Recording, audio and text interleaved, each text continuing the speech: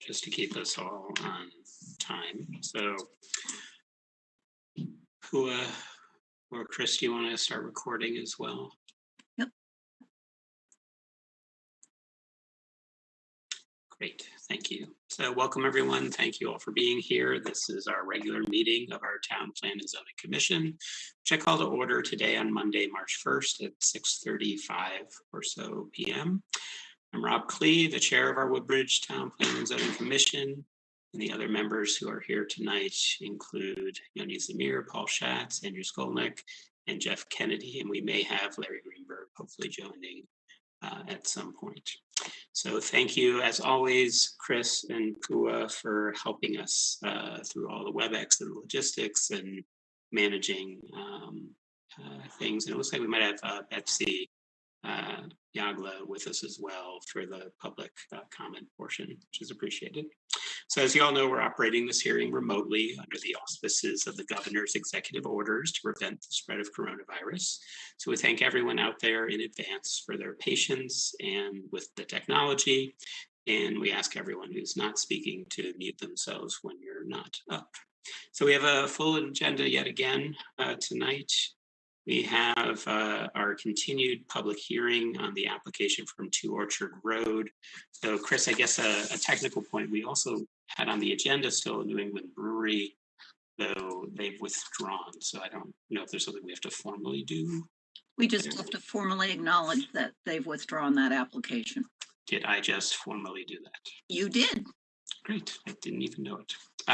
Yes, so the brewery is withdrawn at this point, and the commission members should have gotten word of that as well. So we'll go for quite a while on the continued public hearing. I'll probably have to end it by 9:30 or so to save some time at the end, because we do have some things to take care of in our work session, including, I think, talking a little bit about some correspondence about the Amity High School turf fields. We also have to elect a new secretary because we've had a resignation of Kathleen Wallace from our board, who has been, was it more than 12 years, 15 years on? 12 years. 12 years on our commission, a real wonderful asset who will be sorely missed for her smarts, her grace in these proceedings, and her wonderful editing skills, which I don't know how easily we're going to replace, particularly that piece. But her service was really a service to the town and very much appreciated by all of us. So that's at the end. We're going to select a new secretary and probably a vice chair, just for belts and suspenders, so we can be more efficient if we don't have all the members here at any given event. So that's probably enough of the upfront stuff. And so let's formally reopen our continued public hearing on the 2 Orchard Road application. I want to give a friendly reminder to all the folks who are listening or watching that the Town Plan and Zoning Commission can only base its decision on the documents and testimony that are properly in the record. So I want to thank all the members of the public who have sent their emails in or letters to Chris Sullivan, and please continue to do so. Written comments are still being received throughout the public hearing process. Again, as a reminder, no contact directly with TPC commission members. We're not going to finish tonight. There's still more work to be done on this application. So we'll likely need a special meeting in March at a minimum. We're going to map out the rest of the schedule, hopefully to closure by the end of the night as well. At the last public meeting, the public hearing, just a week ago, I announced that the public would have the opportunity to comment first. So the public, get ready. You're up very soon. Each of you will have 3 minutes, and I'll let you know when your time is up, and I will politely ask you to sort of wrap up any final thoughts and comments to try to keep your public hearing testimony to under 3 minutes. As a courtesy to your neighbors, if you've spoken previously at one of our public hearing sessions, please hold back a little and let the folks who may not have had a chance to go yet, let them raise their virtual hands first. But we will have time to get to everyone, hopefully tonight. But if not tonight, that's also why we will continue this public hearing. After that public hearing or that public comment portion, we do have some remaining time. It'll be given to the applicants and Attorney Herbst to ask questions, but also our Plan and Zoning Commission members. You should also feel free during that questioning time if there are things that you're interested in asking, or some question from applicant or Attorney Herbst sparks a follow-up question from you. We're now at the point where we should feel free to jump in. Paul, I see your hand up. Rob or Chris, I think I see a Larry Greenberg in the attendees. I don't know if it's the Larry Greenberg, the one and only, but maybe we could find out. Well, I do see a Larry Greenberg in that. I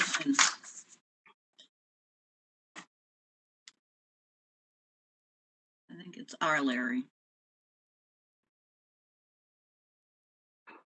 Larry, can you hear us, and are you with us?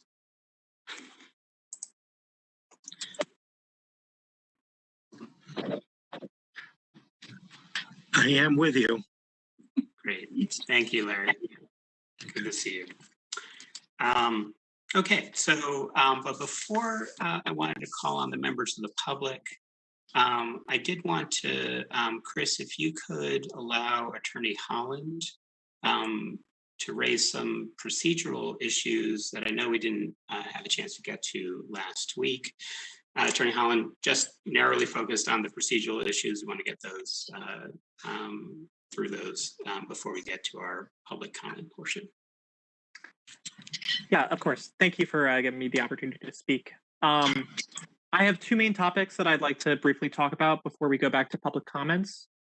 So first, I have a request to publicize emails that were sent to individual commission members without attaching Mrs. Sullivan. And then second, I'd like to just talk about scheduling and the commission's proposed extension of the hearing. So I can just move on to the first with your permission. Great. Sure. So as the commission stated during its January 4th meeting and at many subsequent meetings, email communications regarding our pending application have been sent directly to individual commission members without copying Mrs. Sullivan. So far, the commission has decided to keep these emails out of the public record and inform the public that its members have agreed not to read them. So on February 17th, we sent the commission a letter asking that these emails be made part of the public record, and we haven't yet received a response to that request. So right now, we're once again asking the commission to publicize these communications so that all parties, the applicants, Attorney Herbst, the commission, and the public have an equal opportunity to take notice of these communications. We also believe that it's a principle of Connecticut law that all voices ought to be heard during open public hearings, and that publication of emails to the commission would really help further the public's participation in this process. So given the fact that the hearing remains open, the commission still has an opportunity to convert these emails into properly received communications, and we hope that you'll take this action in fairness to all who are interested in the outcome of this application. So Attorney Holland, let's pause there. And I may ask our attorney, Marianne Dubuque, if you have any guidance or recommendations that you'd like to offer. Thank you, Chairman Klee. Yes, I do. So my recommendation is that you deny this request. And just by way of background, upon discovery of this flyer circulating throughout town with the TPZ members' email addresses, I was contacted. I immediately advised members to block or delete the emails as any direct contact was improper. At the very next meeting, you informed all the participants and indicated that the flyer would be added to the record to be transparent and fair. And the flyer was in fact added and posted. My recommendation to deny this request is based on several factors. First, there is no legal obligation under the Freedom of Information Act to include these communications, as they were improper, and the Freedom of Information Act does not apply to the individual members of the commission under these circumstances. It applies to agency communications that must be disclosed, and all of the documentation included in the record as part of your open meeting and your open records process. I advise the members to block and delete improper emails without reading them. So I think from a practical perspective, it is burdensome to have members scroll through and furnish copies of documents or emails from their computer trash bins, or to have to locate emails through extraordinary computer data recovery means. I believe that such efforts would actually undermine my prior advice, which was not to read them. I think that converting emails into properly received, converting these emails into properly received communications would set a very poor precedent and encourage this improper behavior in the future. Furthermore, the TPZ is well aware of its obligation to only consider communications that are properly in the record. And you have been very consistent in your messages on the website, in Chris Sullivan's replies when public comments come through, and also Chairman Klee, through your comments at the beginning of every public hearing, that only properly received comments and communications will be part of the record. Finally, given the volume and the type of comments that are properly in the record, I think it is highly unlikely that any such emails would have raised any new issues. So I do not see any merit to this fairness argument. And I think it's perfectly fine for Mr. Holland to advance this argument on behalf of his client or clients, Open Communities and 2 Orchard Road LLC. But I don't think he necessarily speaks for Mr. Herbst and his clients or members of the public. So that is the basis for my recommendation that you deny this request. Great, thank you, Attorney Dubuque. Yeah, let's take them one at a time. Any commission members have any thoughts or reactions? I'll start. I think that's from both a pragmatic and a legal sort of standpoint, and from the clear messaging that I think they've been giving every meeting since the flyer went out. We've encouraged everyone in the public to make sure that they're only submitting comments through the proper channels, and I think that's created a very robust public record because of that. But others on the commission, if you have thoughts. Yes, Yoni, go ahead. There's nobody being denied an opportunity to repeat whatever comments they may have made through the improper channel. So if that were the case, if we didn't have an opportunity for public comment, then certainly I think there would be a stronger argument. But folks are not being denied the opportunity to make those exact comments if they wish. That's all. Yeah, no, good point to add. And I think we were clear in that as well, that for those who did submit them directly to us, we encourage and still do encourage. The public hearing is still open. It will be open until likely at least the end of the month to do that, to rectify that if they've had any concern whatsoever that their comment may not have gone to Chris Sullivan, which is the proper way for it to go. All right. Other comments from commission members?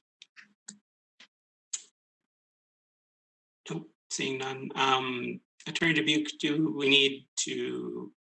Well, Attorney Holland, do you have a? Thanks. I'd just like to offer one more argument in favor of opening up these records. Connecticut courts have held that receipt of ex parte communications, meaning communications to commission members that aren't made part of the public record for everyone to see creates a real presumption of prejudice. And we just think that the best way for the commission to avoid this presumption is to add these emails to the public record, given that the public hearing is still open and there's still an opportunity to ensure transparency and fair notice to all interested parties.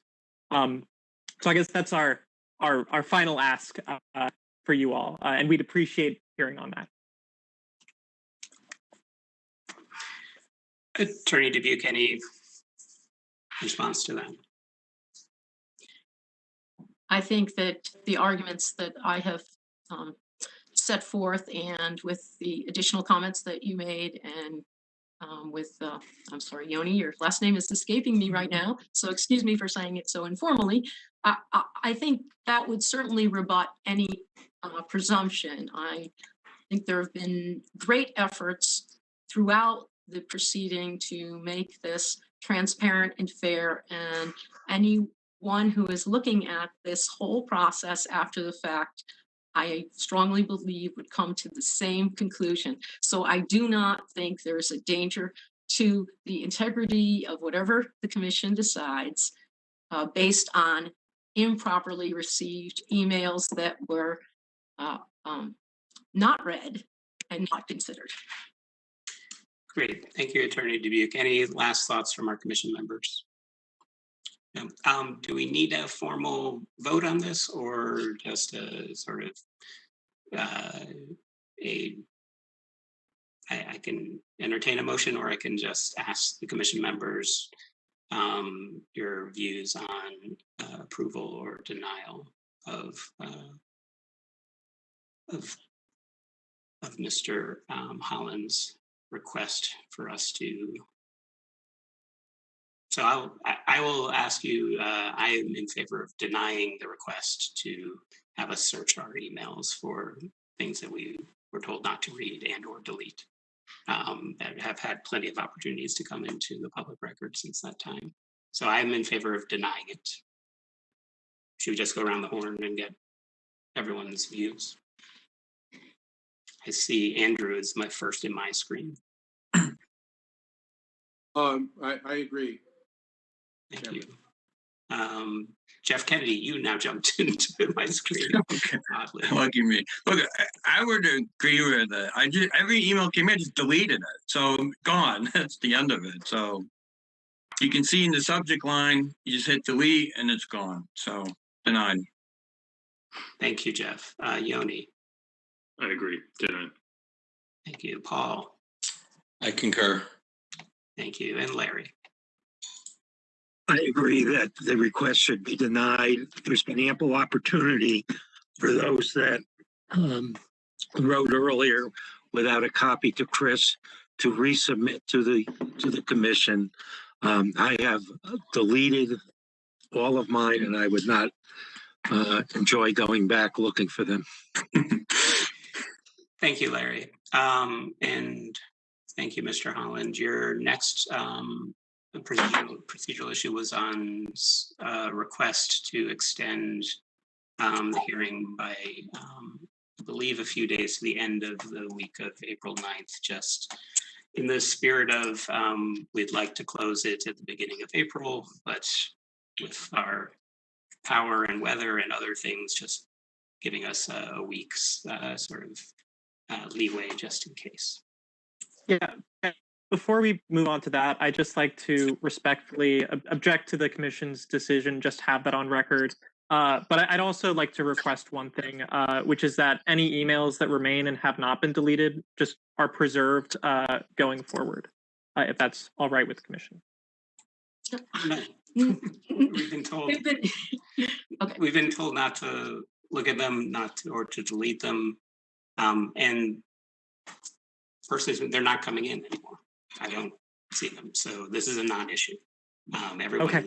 now figured out that yes, all emails go to Chris Sullivan. Okay, then we can move on to scheduling then. So, But this is just the specific request because we're going to talk scheduling at the end when everyone can participate. well, I think that the two are somewhat connected to each other. So we're very inclined to grant the commission an extension to April 9th. but we do want to just have a sense of where the schedule is going over the next couple of weeks. So I think maybe we can bundle those two discussions together. If it makes sense for us to talk about that at the end, I'd be happy to do it. But we could also talk about it now. I think talk about it at the end. I think the general direction we're going is to have one more special meeting in the middle of March, which we're going to look at calendars to try to find, and then one final meeting, which was probably going to be our normal April 5th, I think, Monday meeting. But I think where the Lamont COVID sort of, timing that, and there's Easter, Good Friday, there's a whole bunch of things happening right around that weekend that we weren't sure precisely when that final date, but that was our intention, would be that the April 5th would be the last day, and then extending to the end of that week, just in case the lights go out, which they sometimes do here in Woodbridge. Okay, that makes a lot of sense. I guess my question to that would be, do you all have a plan to have any additional consultant testimony over the next few weeks? Do you expect any new material is going to be added to the record?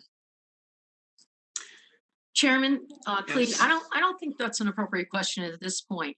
The commission has the discretion to ask for whatever information they feel they need. And I don't think it's appropriate to ask for a forecast of what they might be doing. At the last hearing, you already said that you would like the consultant to return with some options. So at least we know that that's going to happen, but you have the discretion at each meeting to ask for whatever you need. I don't think you should try to figure out now what you might need, because obviously it's going to be based on issues that come up. So I don't really think that's a fair request. Yeah, and this is the type of thing that we'll get to when all of us as well are, or at least the intervener, Mr. Herbst, Attorney Herbst, is able to weigh in as well. So we'll deal with this at the end, but you have a good sense, hopefully, of where we're headed. On that, so thank you, Mr. Holland. The last thing I want to do before I get to our public comment, I appreciate the public for holding on with your hands raised as well. We did just receive in our inboxes, and Chris, I believe it will be posted short as soon as we can, a letter from our South Central Connecticut Regional Water Authority regarding this proposed opportunity housing zoning regulation text amendment. Attorney Dubuque, is this, because it's from a government entity, is this something that I should read into the record now, particularly if it's might be helpful to the public who's commenting, or our discussion kind of before it's posted? Yes, I would say so. Then everyone hears it at the same time. Okay, so I think I will do that. So if people can bear with me, I'll take a few minutes. Our commission members have this, but the members of the public do not. It is a letter from Ronald Walters, a senior environmental analyst at our regional water authority, that was sent to Chris Sullivan, our land use administrator at Woodbridge Town Hall, and it was dated March 1st, 2021. And can I ask, I don't know if it's Chris or Betsy, someone is unmuted, if they could mute while I'm reading. I will note that the letter from Mr. Walters was CC'd to Mr. Mark Levine, the Woodbridge RPB representative, Ms. Pat Bisacki of Connecticut's Department of Public Health, to Mr. Timothy Hollister, Shipman and Goodwin, to Ms. Erin Boggs at Open Communities Alliance, and Mr. Glenn Chalder at Plandometrics. So it's a letter to Ms. Sullivan regarding the proposed opportunity housing zoning regulation text amendment. The Regional Water Authority has reviewed the above referenced application. The zoning text amendment would allow multifamily housing on lots currently restricted to single-family residential developments in Woodbridge, subject only to an administratively issued zoning permit. The Regional Water Authority provides nearly 43 million gallons of drinking water per day to more than 430,000 consumers in our region. This water comes from a system of watersheds and aquifers covering about 120 square miles in 24 towns. Approximately 2/3 of Woodbridge is within a Regional Water Authority public water supply watershed area containing either active surface water sources or reservoirs reserved for potential future use. The Regional Water Authority implements a robust source water protection program aimed at maintaining the region's high-quality drinking water supplies. The Regional Water Authority has some concerns regarding this application related to the impact of potentially increased development density on its public water supply resources. However, steps can be taken to mitigate a development project's impact on local water resources. Higher residential density will generate higher volumes of domestic wastewater, which in this case will be directed to on-site septic systems. It is generally accepted that a maximum density of one dwelling per 2 acres will provide adequate protection of water quality if appropriate pollution control measures are utilized. Key factors in ensuring that domestic wastewater systems meet or exceed their associated technical requirements, such as lot area, number of units, soil and site characteristics, can become more constrained for multifamily developments. Inspection and maintenance of these systems to ensure their ongoing performance and longevity to protect water quality is therefore of critical importance. In addition, it is widely accepted that water quality in lakes, streams, and reservoirs is negatively correlated to watershed impervious cover, such as buildings, roads, and parking lots, predominantly due to reduced infiltration and increased rates and volumes of stormwater runoff. It is quite possible that a multifamily development will result in the need for more site coverage by driveways and parking lots than for a typical single-family home. As the impervious cover increases, facilities and design and site design practices can be adjusted accordingly to mitigate potential downstream impacts. Section 5.7 Stormwater Management of the Town of Woodbridge Planning and Zoning Regulations outlines through stormwater management practices to aid in addressing stormwater quality. In order to maintain adequate source water quality for our water system and its customers, we present the following recommendations for your consideration pertaining to lots contained within Woodbridge's public water supply watershed areas. 1. The Regional Water Authority routinely reviews and provides recommendations concerning development applications before municipal land use commissions through notifications required by statute. As proposed, developments enabled by this amendment would not require Planning and Zoning Commission approval, and thus there would be no requirement to notify the affected water utility per Section 8-3I of the Connecticut General Statutes. Given the potential increased density and impervious cover from multifamily projects versus a typical single-family residential home, the Regional Water Authority would appreciate the opportunity to be notified and provide comments on these projects within the zoning permit issuance process. 2, as the proposed text is written, it is unclear whether applications would be excluded from providing a stormwater management plan outlined in Section 5.7 of the Woodbridge zoning regulations. The Regional Water Authority recommends that such plans be developed along with the implementation of low-impact development practices to maintain natural hydrologic conditions that aid in preserving the quality of water resources used for public drinking water. 3, we recommend that impervious coverage limit be established over the site's buildable area, in addition to maintaining maximum allowed building coverage of not more than 15%. We propose that buildable area be exclusive of wetlands and slopes of 20% or more. While it would be desirable from a water quality perspective for allowed impervious coverage to be no more than necessary, the limit of 15 to 20% impervious cover over the parcel's buildable area would nonetheless be more protective than what is currently allowed. The Regional Water Authority would also support applying this recommendation to single-family residential development. 4, Regional Water Authority recommends a minimum non-disturbance setback buffer width of 50 to 100 feet from watercourses and wetlands for new development in order to limit the impact of development on water supply resources. 5, a schedule for inspection and maintenance of on-site septic systems should be established, along with maintaining associated documentation. We recommend inspection and pumping occur at a frequency of no less than every 3 years.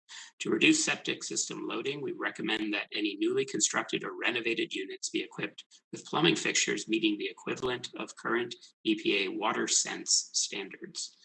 6, applicants should consult with the Connecticut Department of Public Health to determine the status of proposed multifamily developments served by on-site wells with respect to being subject to the regulatory requirements of a community water system. Thank you for the opportunity to comment on this application. If you have any questions, please contact me at, and there's a phone number which does not look like it's complete. Sincerely, Ronald Walters, Senior Environmental Analyst at the Regional Water Authority. So thank you for indulging me in that reading.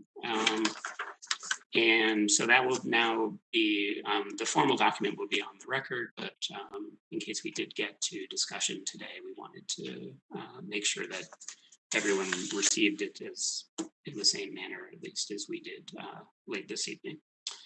Okay, Betsy, are you ready?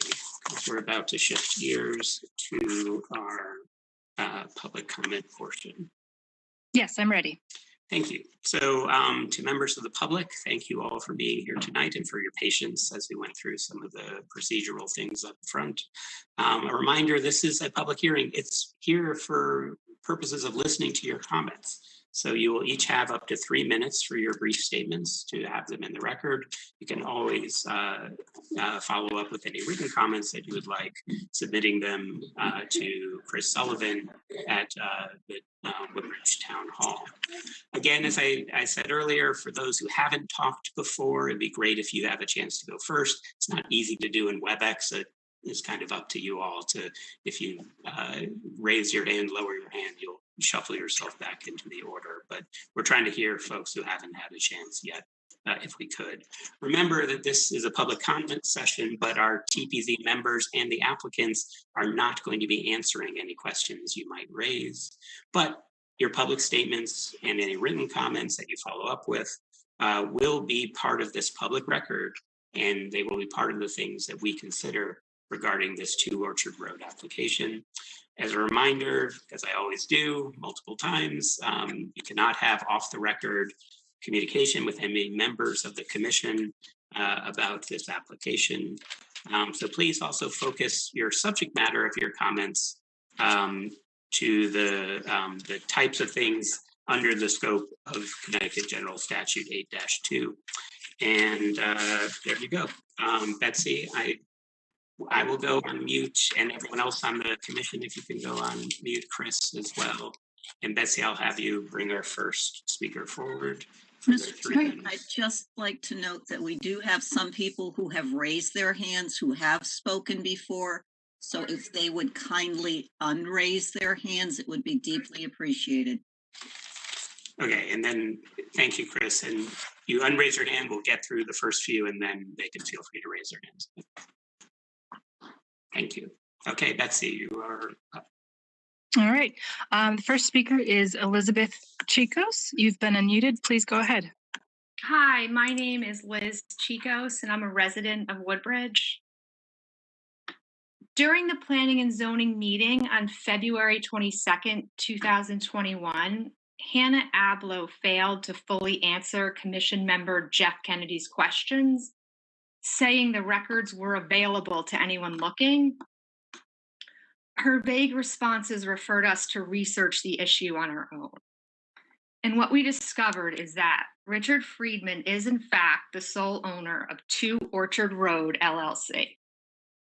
I'm concerned about how a Yale legal service for those who cannot afford private attorneys came to be representing an extremely wealthy developer. When looking up Richard Friedman's nonprofit, Garden Homes Fund, I was able to see a list of organizations that have accepted money from this fund, between 2012 and 2018, Yale University and Yale Law School received a combined total of $912,000. And from 2015 to 2018, Open Communities Alliance accepted $49,720 from this same fund. I could not find the records from 2019 or 2020, but I would imagine they tell a similar story. I want my fellow residents and commission members to be aware of this if they're not already. What exactly is going on here? In town consultant Chalder's presentation, he pointed out that according to the applicant's proposal, a property owner can choose to make 10% of a development's units affordable. Why would this group of attorneys from Jerome and Frank Legal Service be in support of this application? How could they support a plan that designates only 10% affordable housing in each development? Who is really benefiting from the application? Because it does not appear, it does not seem that it is overwhelmingly those in need of affordable housing. Commissioner Klee asked the applicants if they were open to modifying the application. The resounding response was no. Asked if they would participate in a state-mandated community approach to changing zoning, the answer again, no. And that the commission should consider the application as is. This approach appears to be confrontational. We should choose a community-led approach over what is so clearly a developer-led approach. I'll submit the public records I found to the commission. Thank you. Thank you very much for your testimony, and well done. You're just under 3 minutes. Betsy, who is up next? First, I'll ask Liz to please unraise her hand. Next up, we have Mary Gorham. Go ahead, you've been unmuted. Thank you. Yes, hi, my name is Mary Gorham, and my family and I have lived at 21 Old Mill Road in Woodbridge for 22 years. I believe the Connecticut state law that requires that 10% of housing in our town be affordable is a good law. It takes into account the need for our town to shoulder some of a regional responsibility to provide affordable housing, and it would provide a pathway for more diversity in our town and schools. However, like the vast majority of residents, I also believe that the OCA's efforts to change all of the zoning in Woodbridge to allow affordable multifamily housing throughout the entire town would be a grave mistake for our town for a variety of powerful and profound economic and environmental reasons. Instead, I recommend we proactively work to create 10% affordable housing in a way that is practical and broadly supported by our residents. To do this, I recommend we consider partnering with the nonprofit organization called the Local Initiatives Support Corporation, or LISC, LISC for short. For those attendees on our call who are unfamiliar with LISC, I invite you to check out their website at www.lisc.org. LISC has been quietly partnering with towns and cities throughout Connecticut and the United States for many decades, helping local groups understand their options for expanding affordable housing. They do not advocate and they do not charge a fee. What they do instead is help towns form a local group of 7 to 10 citizens to uncover affordable housing options that the town as a whole can get behind. LISC is funded by the Connecticut Housing Finance Authority, so all of the technical assistance we might want from them would be free to our town. I believe taking advantage of LISC's knowledge and experience would help empower us to find zoning and housing options that are sensible, economical, inclusive, and that garner widespread support in our community. We would maintain control over our town's zoning, and we could learn how we might increase our racial and economic diversity, become in compliance with the law while preserving what we all so love about our town. I urge the TPZ to consider working with LISC to create a thoughtful path forward. And I'm happy to make an introduction to a friend of mine, Bethany, who recently retired from 40 years of project leadership work with LISC, and who could give further background about LISC's work, as well as make an introduction to LISC's current leadership for you. The sooner we show good faith in planning for affordable housing in a way that works for our town, the stronger our case will be in defeating the lawsuit that OCA clearly is anticipating. Let's do what's right both for our town and for our state.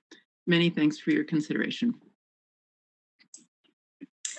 Thank you very much for those comments. If you could lower your hand, and we will, Betsy, I'll invite you to ask our next speaker.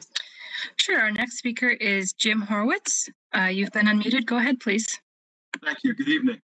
We rise today to publicly state our support for the 2 Orchard Road zoning application. My name is Jim Horowitz, and my wife Sandy Allison and I have lived in Woodbridge for 28 years. I have served on the Library Commission, the Beecher Board of Education, and the Amity Board of Education. Our 3 children are all graduates of Amity High School. We have listened to these zoning hearings with regard to this application since the very beginning. During these sessions, we have heard the opponents of this application use terms like balance and expressions like bad at the beginning, bad at the end. So let's look at the beginning. Why is it that 32% of the population of New Haven is Black, yet less than 3% of Woodbridge is Black? Why are there 6 times the number of Hispanics in New Haven than there are in Woodbridge?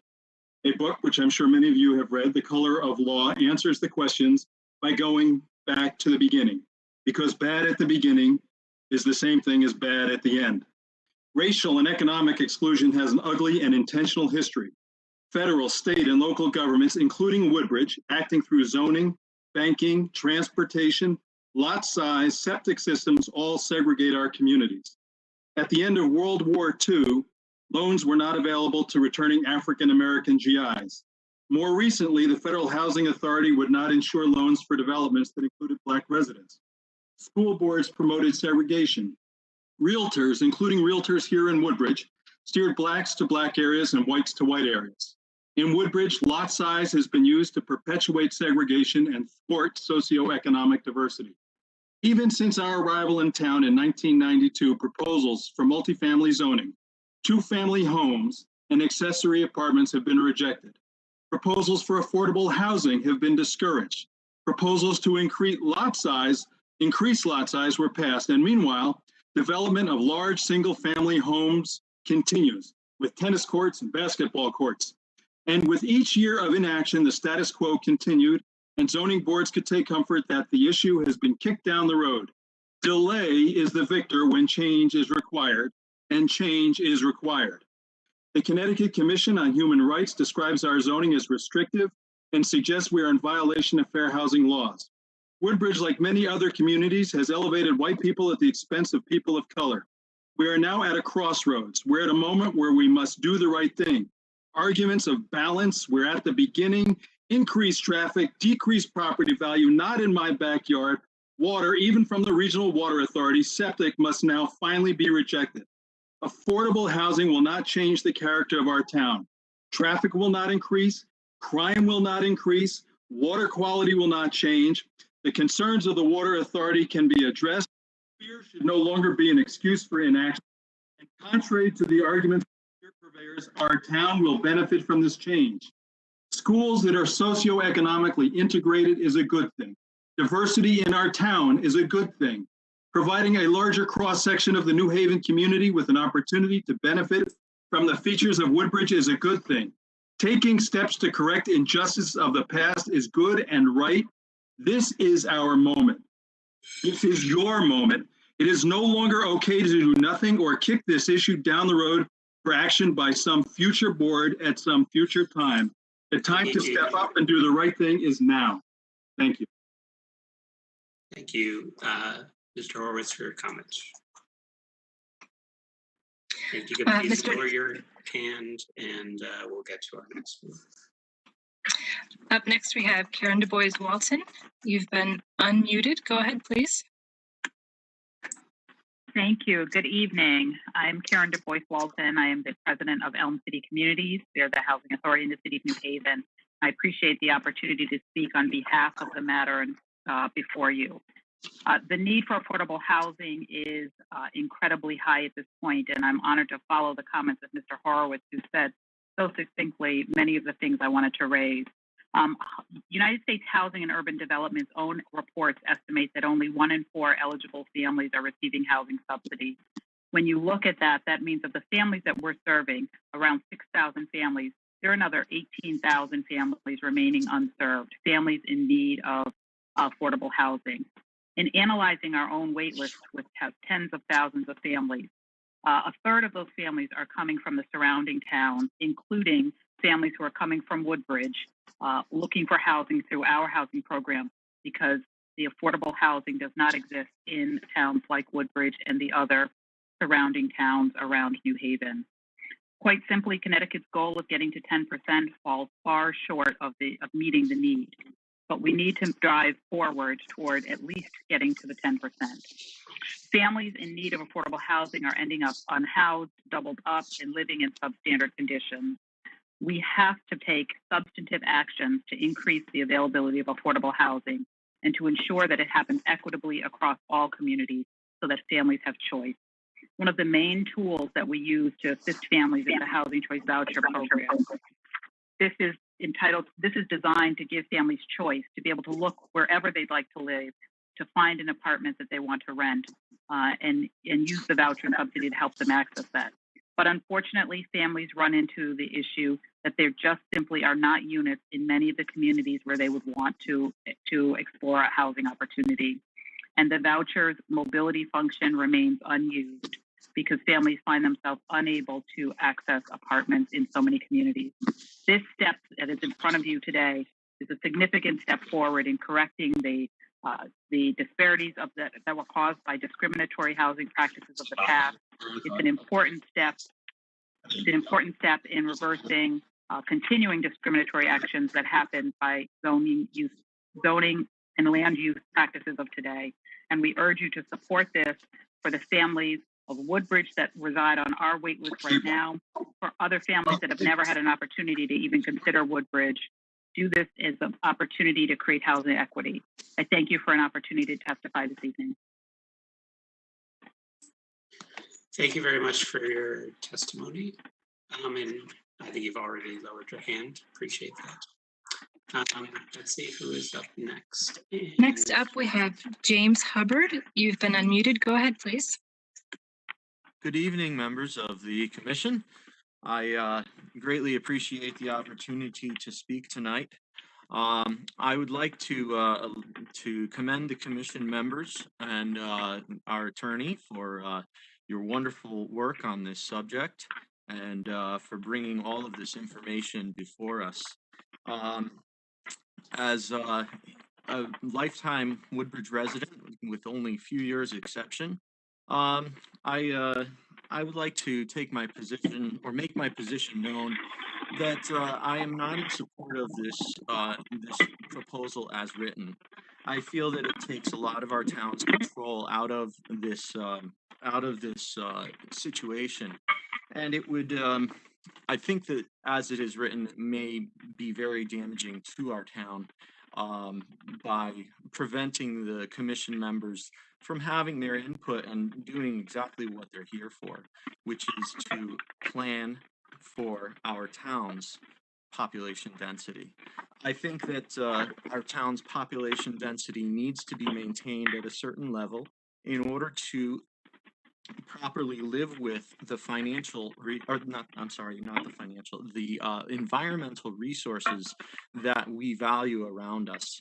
Our town is, as the recently read letter this morning, the beginning of this meeting by Chairman Klee stated, we need to be respectful of the fact that we are a part of a watershed, and it gives us a unique position. In addition to that, I would like to bring up the subject of finance. Our town is currently has a fairly high cost per student of around $17,000, if I'm not mistaken, per student per year in our school system. And I would ask the commission members to, if such a proposal were to be explored, I would strongly suggest that the commission members would look into exactly how we're going to generate revenue. Mr. Hubbard, I apologize to interrupt you, but I think Ms. Du Bois Walton, you are unmuted and we're getting interference, unfortunately, with so Betsy or Chris, I don't know if you can mute the I don't speaker. see her anymore, so I can't she's not in my list. I can't get to her to mute her. She keeps showing up on my screen as making noise, but did that work? Mr. Hubbard, I apologize for interrupting. No worries, Mr. Klee. Thank you very much, as I appreciate the desire to be able to hear me. Yeah, I think we're better now. Thank Okay. you. To continue briefly, I feel that we need to be careful about how our town does this going forward, as it's going to be important to make sure that we maintain the quality of education for our students, that we are able to afford to fund this. And I feel that it would make poor financial sense to expand our our liabilities, our financial liabilities, by bringing more students into town without a corresponding means to expand our tax revenue without burdening the residents that are already here in town. And lastly, I feel that the way that this proposal is written, it may actually put in the requirement for the town to provide public water and sewer service for these housing installations if health codes cannot, or if the health approval is denied for a private septic system. And I would caution the committee to be, the commission to be, to approach this subject with the great attention to detail, as that could then lead to the necessity to install these mechanical services, which would wind up also increasing the cost to our existing town residents, as in most cases, when these sorts of systems are installed, the cost is passed on as a mandatory payment required of all the residents who can be served by such mechanical services. So to conclude, I would recommend against this proposal. As it is written, I feel that we need to do our part, and I feel that there are better ways to do it. And as many people have suggested, the town should seek the assistance of the consulting organizations and paid professionals that we already seem to be in the avenue of pursuing, and come up with a solution that meets all needs. Thank you very much, and I wish you good night. Thank you for your comments. If you could make sure that you mute yourself and lower your hand, which I think you did both.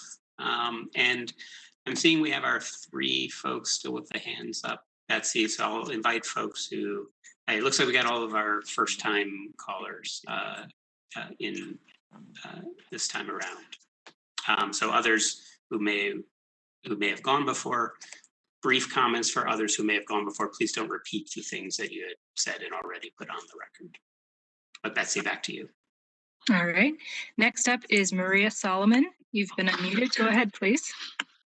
Hi, good evening, everyone. I'm sorry.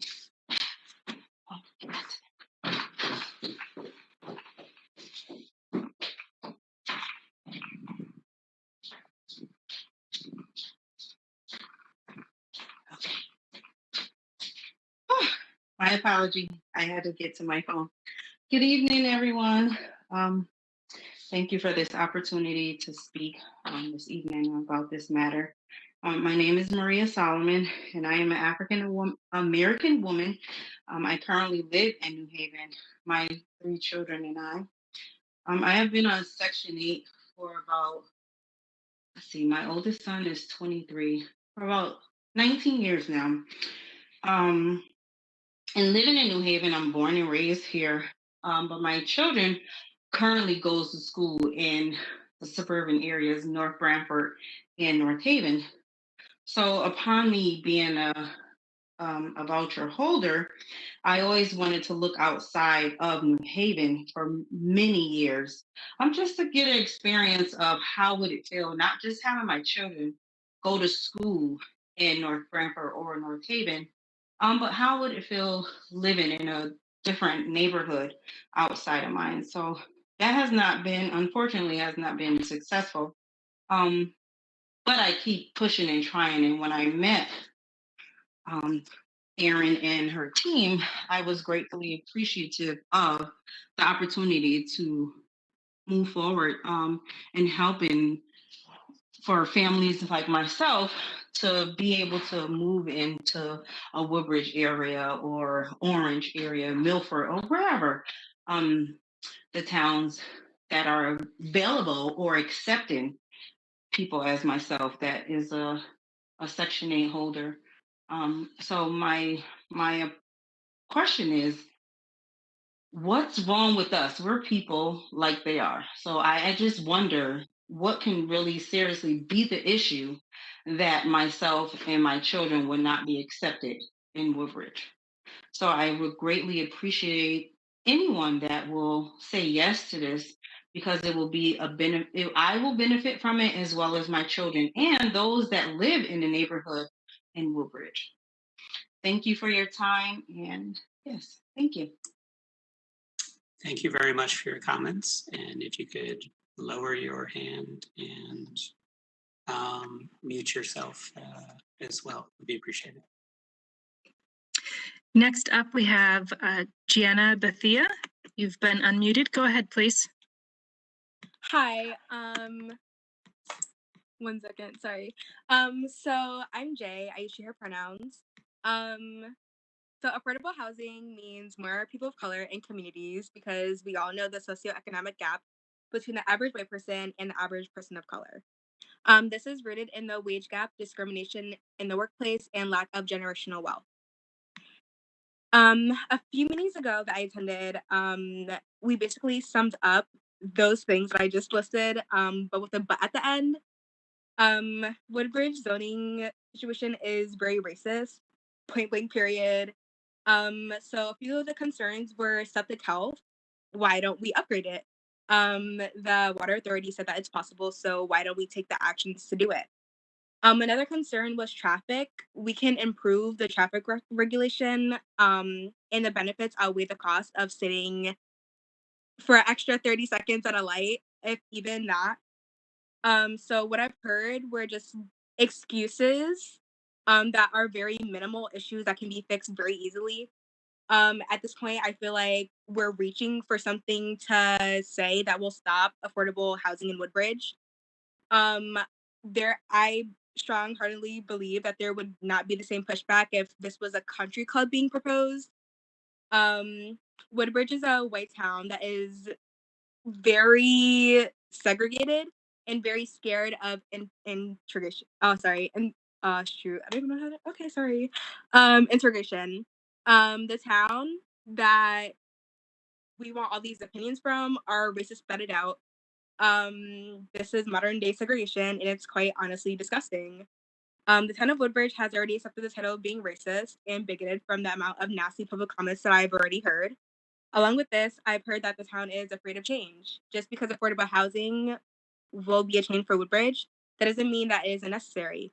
The federal government enforced redlining in communities in the 50s into the 60s, and at the end of that on the federal level, it was a necessary change. There being little affordable housing in Woodbridge is a current example of redlining against low income and people of color, which is honestly disgusting. I hope y'all can decide to be good people and advocate for affordable housing. This could be your family in need of affordable housing. Your situation can change in the blink of an eye. Thank you for your time. Thank you very much for your comments. And if you don't mind lowering your hand, which I think you did. Betsy, who is up next? Next, we have Nancy Klein. You've been unmuted. Please go ahead. Thank you. My name is Nancy Klein. My husband, Dr. Lawrence Klein, and I have lived at 14 Woodside Drive for 44 years. I am in favor of the zoning regulation change. My reasons are many. One, diversity makes the richness of a community. It is a disservice to have a homogeneous community. Our children and we can learn and share. And our children can also learn and share from neighbors of diverse backgrounds. My daughter and her family live in New Haven. They would never live in Woodbridge because it is not diverse enough for them. They want their children to grow up with all kinds of people. Lack of diversity breeds hate and prejudice against the other. We are limiting the remarkable people from other backgrounds by limiting the zoning. 3, the present zoning is a form of redlining. The town, in essence, says if you are not upper income, you cannot buy a home here. Low and middle income families are locked out of living in Woodbridge because of the zoning restrictions and the home costs. This is a form of segregation. It prevents low and middle income families from benefiting from the schools and the recreational activities offered by the town. How long are we going to continue to discriminate against Black and brown people? Black people have been discriminated against for 400 years. We all have the same hearts, the same kidneys, etc. The amount of melanin in our skin should not cause the repression that these people have gone through. First being ripped from their homeland, then enslaved. After the Civil War, without education and ability to take care of themselves, this newly free people had to sharecrop under slaveholders whom they ran away from post-Civil War. The trauma, poverty, and Jim Crow segregation with lack of hospitals and adequate education, whites-only schools and businesses in the South and segregation in the North, as well prevented this population from thriving and succeeding. After World War II, the government sanctioned redlining that prevented Black people from living in integrated neighborhoods. They had to live near factories and garbage dumps, increasing the risk of asthma and related diseases. The government created the redlining, and so there was little ability for Black families to buy homes that created generational wealth. The trauma of generations continues to plague this population. They have a shorter life expectancy and higher infant mortality just from generational stress. In the 70s, with the factory jobs moving overseas, the Black unemployment rate was huge. The war on drugs began, and large amounts of Black men were imprisoned for minor drug offenses, and many are still there now. This must stop, and it must stop now. We cannot continue to marginalize people. We must bring them up so their children are educated and can live a middle-class life. It is wrong for this segregation to continue. Thank you. Thank you, Ms. Klein, for those comments. If you don't mind muting and lowering your hand, then Betsy will move to our next commenter. Our next speaker is Ian Glassman. You've been unmuted. Please go ahead. Good evening. My name is Ian Glassman. I'm a Woodbridge resident and a senior at Amity High School. I spoke at the zoning meeting on January 4th. So I'm just here to urge my fellow town folks along with the board not to blindly accept the things proposed against affordable housing. I'm here to urge everyone to look further than what we are told. What I mean to say is much of these concerns are unfounded and are simply excuses to keep affordable housing from the center of town, when in reality, it won't cause any change to life. It will only give people of low income a fair chance. If you stop and think for a second, how will adding affordable housing cause traffic issues? Is Woodbridge notorious for our traffic or for hazardous walking conditions? I urge people to recognize how throughout history, time after time, people resist affordable housing with all sorts of excuses. And do you want to talk about dangers to the environment? Let's talk about environmental racism. Black and brown people are being disproportionately affected by the effects of climate change and are being disproportionately affected by COVID-19 and are being disproportionately denied access to the vaccine. And Black and brown people are disproportionately lacking in Woodbridge as a result of redlining. This is what you call environmental danger. This is just a reminder that it is not normal for only 2.7% of the population to be Black. Hear that, it is not normal, and we are now presented with a choice that will reflect the values we want in our community. If the opportunity for Black and Brown people to join our community worries you, you are worried about the wrong threat. If fears of traffic and hazardous walking conditions instill fear in you, you are worried about the wrong threat. No matter what, you will still have access to the school district you worked hard for. You will still have access to the beautiful trails and nature preserves you worked for. This does not go away now that Black and Brown people aren't excluded. If you are threatened that Black and Brown people cannot have access to these two, can have access to these two, you are worried about the wrong threat because we owe each other. We owe each other. History has not been kind to everyone. I urge you to consider what I and many others have to say. Thank you for your time, and I hope everyone stays warm and healthy. I yield my time. Thank you, Mr. Glassman, for those comments. Appreciate it. If you could lower your hand and mute as well. And Dusty, who do we have next? Next up, we have Lou Rotolo. You've been unmuted. Please go ahead. Good evening. Thanks for the time to speak. I've been a Woodbridge resident for 30 years.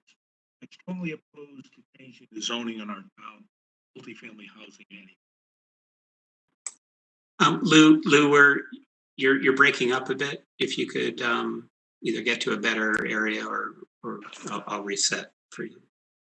Okay, let me try it. Let me know if it's a problem. So I better purchased now. a home here because of the quiet, low-density, rural character of this town. Had the town been comprised of a hodgepodge of one and multifamily homes with associated parking lots throughout, I would not want a home here. I lived more than half of my life in the hill section of New Haven. Had I wanted to live in a multifamily housing neighborhood, I could have stayed there for considerably less money than it's costing me to live in Woodbridge. If it's determined that the town is not compliant with state statutes for affordable housing, then a careful plan should be formulated involving the residents and town officials to meet the requirements with a minimal impact on the town's character and its resources.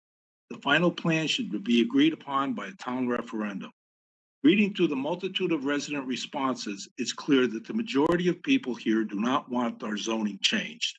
The applicant's proposal significantly impacts our resources, our infrastructure, and especially our taxes. I'm sure we can find a solution to add 10% housing stock without the proposed draconian zoning changes that are in the proposal. Such changes are not dictated by the state statutes to comply with affordable housing requirements. To approve the proposal as is will be a complete disrespect for the people in this town who worked hard to purchase and maintain a home here. Additionally, the applicant's proposal projects that 1,842 housing units are to be built in Woodbridge. I could not find an explanation for how this value was determined, so I tried some trial calculations. The best I can determine is the total requirement of 26,000 units was divided equally between the 14 of the 15 towns that were in the district. So New Haven spared the burden for some reason, which I don't understand. How is it fair that Woodbridge, being the second smallest town with only 8,700 people, shares the same burden as towns as Hamden, Wallingford, and West Haven with 5 times the population and resources? An increase of 1,842 units would increase the number of housing units in Woodbridge by approximately 50%, while putting even a larger strain on the school system. School budget is at least 70% of most towns' budgets. Multifamily housing, with its much smaller square footage per household, will provide a disproportionate increase in taxes collected as compared with its increased burden on the town budget. Who pays for this tax burden? I think I know. Population, not the number of towns, would be a fair way to proportion requirements. Woodbridge requirement would be about 400 units, or about 20% of what's stated in the proposal. Also find it ironic that Yale is involved in this effort. Over the years, Yale has consumed more and more of New Haven's real estate while paying tax on approximately only 5% of its real estate value. They've done that by keeping a 200-year-old law in force that doesn't require taxes on academic properties. Perhaps Yale could step up and do their fair share too. Thank you for the time to speak.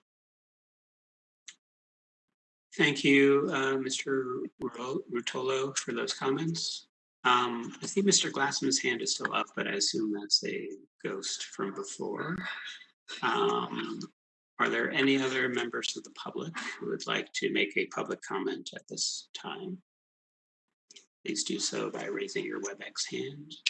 We do have one in line here. Andrea Urbano, you've been unmuted. Go ahead, please.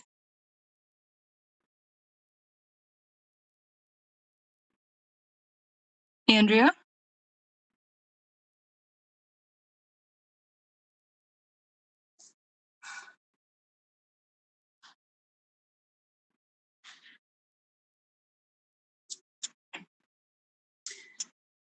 She might be having technical difficulties.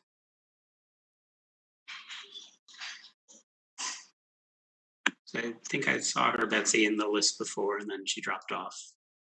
Yeah, I can see her and I've got her unmuted.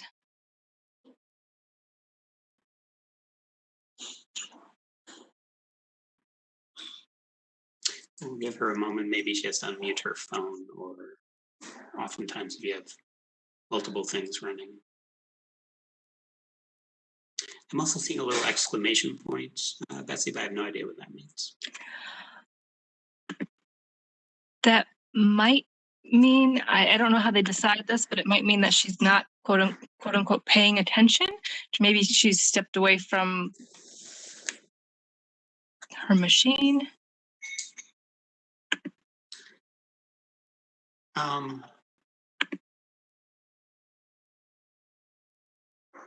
Should we give her a few more moments?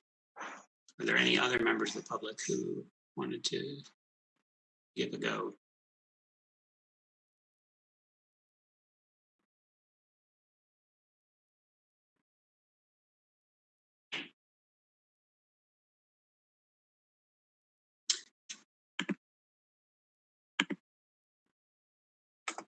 And Betsy, there's no way to send, I'm not familiar with WebEx. There's no way to send her a message or other than us talking as we are. No, there isn't. Okay, I do see the one other hand from, although Maria Solomon did go already.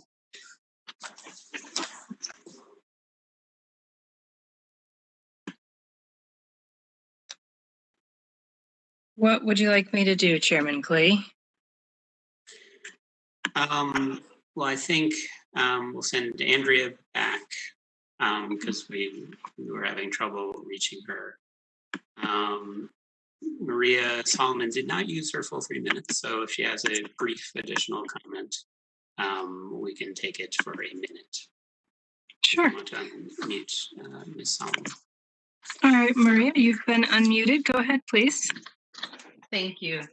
I wanted to say, what's the difference between Woodbridge opening up their schools for open choice, that's ACE's open choice, and allowing certain grades to have a seat in their school, between allowing some property to be built for people that have low income, that have Section 8, I just listening to the gentleman that just spoke.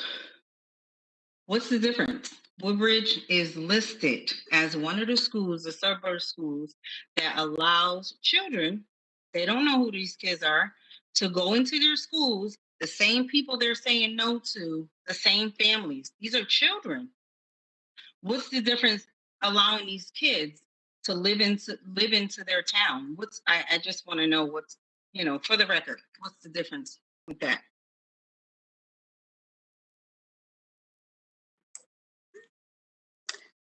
Great, thank you for that comment. Thank you. And it looks like we have one more, although Mr. Hubbard also went as well. And I will, once I open this can of worms, it's hard to close it again. All right, I'm just going to try. So, Mr. Hubbard, actually, Betsy, have you unmuted him? Yes, I just unmuted him. Okay. I have Andrea Urbano on the phone, so I am going to go ahead and let her go. This is, Jim. Hi, everyone. Can you hear me? yes, we can, and thank you for creatively finding I a way. sincerely apologize. You think about a year after the pandemic started, I've had my technical difficulties over and done with, but here we are. I'd like to thank you all for your effort here.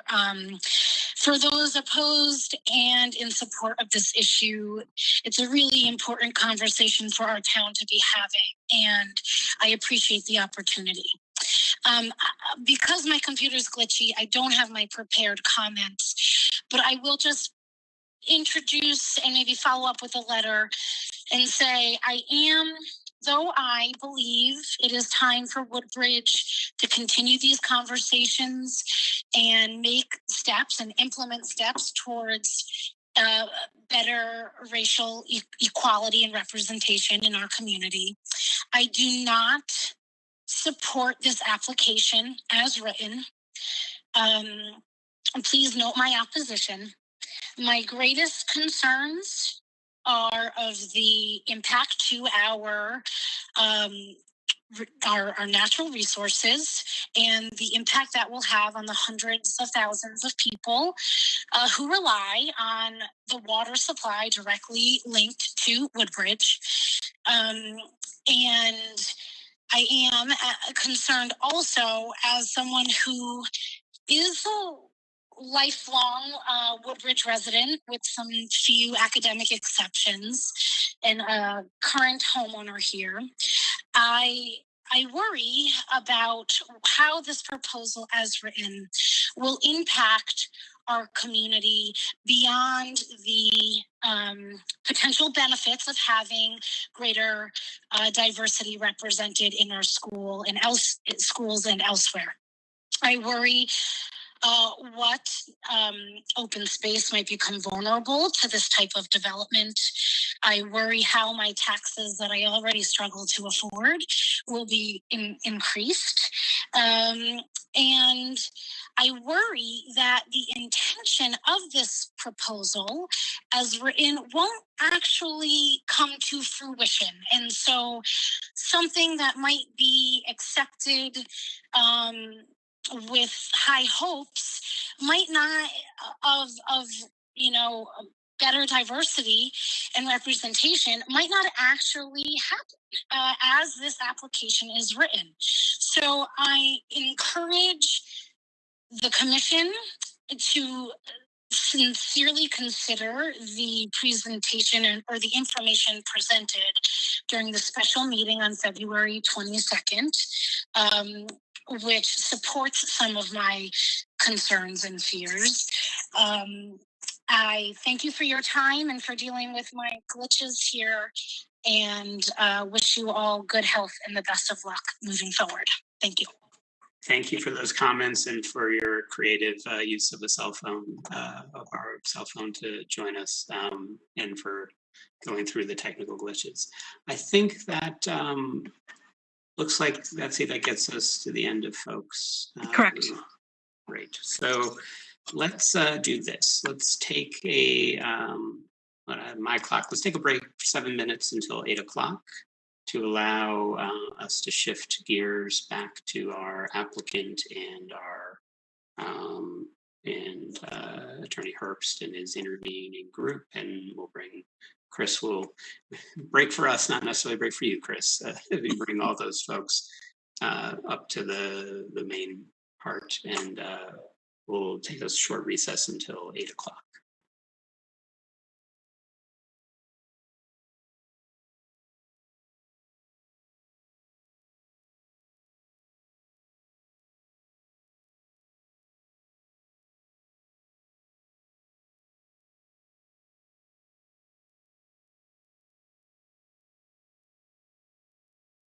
Be appreciated. I'll give everyone a few moments. Bob, I just want to let you know that Attorney Herbst had to leave, but Attorney Schellenberg is here in case you have any need for her to speak on his behalf. Great, thank you, Chris, for that information.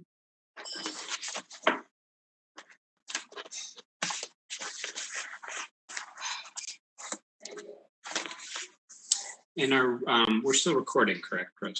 That didn't start.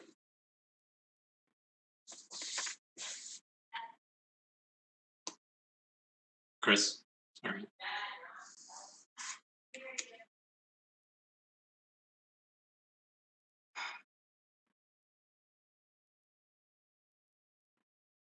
Chris, I'm not hearing you. You look like you're muted again. Can Betsy leave us now? I think I can handle everything. Yes, good night, Betsy. Thank you for your help with the public comment. And I apologize in that I was running to grab a quick bite, that on my way out, I did not say a big thank you to the members of the public, who I will thank again when we get to the end of this hearing, for excellent comments and very well timed as well. Much appreciated to have that part of our session this evening go very nicely. So much appreciated, members of the public. So now we're going to shift back to kind of where we left off, and I'll open it up to the applicant to see if they have questions of, I guess, anyone. We're, kind of in the open, including the presentation from the town's consultant who is with us. And you all heard, hopefully, that Attorney Schellenberger is filling in for Attorney Herbst. So I guess we'll start there. Thanks, Chair Clay. So I think tonight we're just happy to answer any further questions. We know there were a lot of topics that commissioners had questions about, and I don't think we got through everything last time. So we're happy to follow up on any topics that were brought up or answer further questions. I think we'll be offering responses to presentations from Mr. Miller, Mr. Chalder, et cetera, at the next hearing. And tonight we're happy to entertain further questions. Okay, that's fine. So members of our Plan and Zone Commission, do you have questions?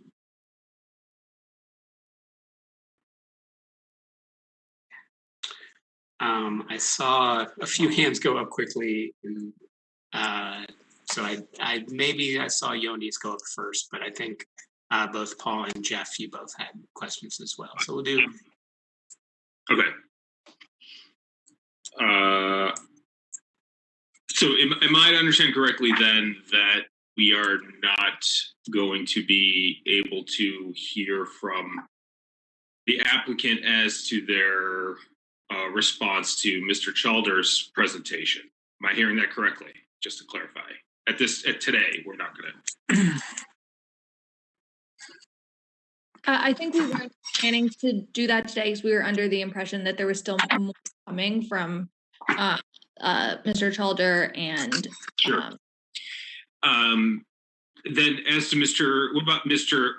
Poland? Is he able to give input? He's your consultant, correct? I believe.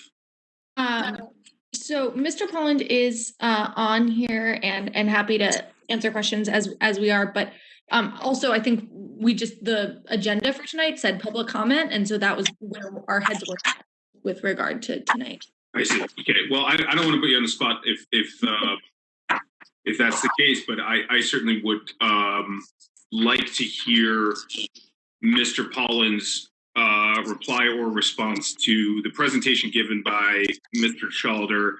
It's probably, maybe that's not timely, and it may not be timely to hear the response, if any, of Mr. Polland or the applicant to the letter that was read into the record that I believe the applicant was CC'd on, but again, we didn't get it until today, so you all might not have gotten it either, right? So I got it tonight, but I'll let Dr. Poland speak, but I think my understanding is that we'll wait and respond. But yeah, so if I may, Don Poland for the record with the firm of Going York and based in East Hartford, Connecticut. Yeah, in response to the question regarding Glenn Chalder's testimony, I just haven't had ample time since last week to get through kind of processing it. I was able to watch the video because I got on to the meeting late last time. I was there for public comment or for the discussion later, but not for the actual presentation. I didn't watch it till Friday based on my schedule last week, and I'm just not prepared to kind of randomly respond to it. Part of that was due to the fact that I thought it was only going to be public comment tonight. So the second part of there was a second part of your question, I believe. Oh, the letter from the Water Authority. I first became aware of it when Chairman Clee read it into the record. So once again, also, I'd like to have an opportunity to digest the actual letter when I get it physically, and then respond to it next time. If that's the case, then my primary, the primary focus of my interest at this moment, Mr. Chairman, is getting better educated on the impact on the watershed that's been raised as a concern as to whether or not, the various folks who have expertise in that particular matter, and I believe Mr. Poland is one. I would suggest that, and as well as Mr. Chalder as well. I do have another matter that I want to raise to the chairman, but I don't think it needs to be raised at this moment because it's not directly on point with this. But why don't we do this? I'll yield my time back, and if I kind of articulate a couple other questions after one of the other commission members have an opportunity to ask questions. Yoni, that's fine, and we'll move to Paul, or I think maybe we'll move to Jeff then Paul. But before you do, Yoni, it's also perfectly reasonable for you to ask their questions, and they may or may not have answers, and we could basically have them do their homework for next time. I do note though that this was part of I thought it was clear last time that we would do public comment as long as that take. This time it took less time than before, and that we would hopefully have reached some of the things that Mr. Chalder presented. So, Yoni, it's a long way of saying that you should feel free to put your questions out there to make sure that they are prepared for next time. Jeff, did you want to go next? Sure. So I have a few questions specific to the requested changes in our zoning text. So on pages 1 and 2, and Hannah, you can hand this off. I'm sort of speaking to you because it's nice to speak to a person instead of a computer, but you can hand it off, okay? But under section 3.4, the opportunity housing, okay? So if someone in the future, an applicant like a builder or an architect wanted to build a home, okay, like the one on 2 Orchard Road, okay, like the conceptual one. If under the affordability plan, such a builder would have to file an affordability plan, I think, right with the zoning enforcement officer or with the town. Okay, and in that they have to designate a person, entity, or agency that would be responsible for overseeing the affordability components of the structure that they would want to build. Okay, so you would have some kind of affordability option selected by the builder, and then under the plan that would have to be filed, there'd be a person, entity, or an agency that would then make sure that this was compliant. So my question is, I'm assuming for governance reasons that the person, entity, or agency, and certainly the person or entity, wouldn't in fact be the developer. Is that correct? Like it would be the town, or it would be a state agency or something to enforce the provisions. Please. Thank you, Commissioner Kennedy. And you are definitely welcome to address questions to me. I understand the desire to have a person that you're talking to. Right. I will ask Attorney Boggs from our team if she wants to step in and give an answer to this one. Sure.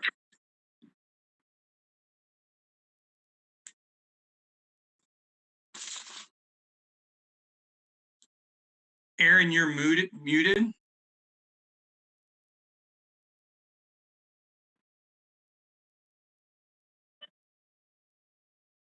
All right. There we go. I was Thank you. double muted on my phone and on the computer screen. There may be other people on the team who want to particularly get at the reporting obligations. So one thing that I'll just note is that, of course, the town already has reporting obligations under 8-30G to be reporting on compliance with that statute and affordability for units that are created that are countable towards that. So this isn't, I think, an exceptional additional obligation. But one thing I wanted to just reiterate for the commission as a more general, clarifying comment is, as we made clear on September 29th in our letter, the regulation that we are proposing is really only an initial step that this commission can and should take right now while you do the zoning overhaul that you need to do to fully meet the legal obligations and to remedy the history of noncompliance with state and federal law. We're not saying this, reg needs to be in place forever. Our position is that you need to act now and take reasonable steps and actionable steps, and that you also need to do longer term planning and zoning based on this notion of fair share. This regulation would remain in place while you conduct the long overdue zoning and planning process to adopt new zoning regulations and the plan of conservation and development under a fair share plan that is calculated to create a realistic opportunity to meet Woodbridge's fair share of the regional need for affordable housing. So I know that's sort of a jumping off point from your question, but I think those two things actually end up relating. And I think there's already this reporting obligation under 8-30G. And I just wanted to clarify the understanding of what we're proposing here and how it connects to deeper planning that needs to go on in the town. Okay. Let me move a little bit to the next point, which is still a little bit. Actually, Jeff, if you don't mind, I'd like to drill deeper into your original question, because I don't think it was actually answered by Attorney Boggs. There's a designation of a person, entity, agent, or agency that will be responsible for the duration of the affordability restrictions. Am I reading that correctly in section H1 on page 2 of your application? Yeah, who is that? So, go ahead. I can jump in here and just say that that language is actually the same language as from the 830G statute. That's just the normal reporting language. So we're not doing something unusual in that clause there. Okay, then can you just clarify for our commission who would fill those roles? So it's overseen in different towns by different departments. I think in Fairfield, it's economic development director. In Stamford, this is overseen by the land use bureau. This process works differently in different places. I guess I'm a little curious if Woodbridge does not have anyone who does that right now.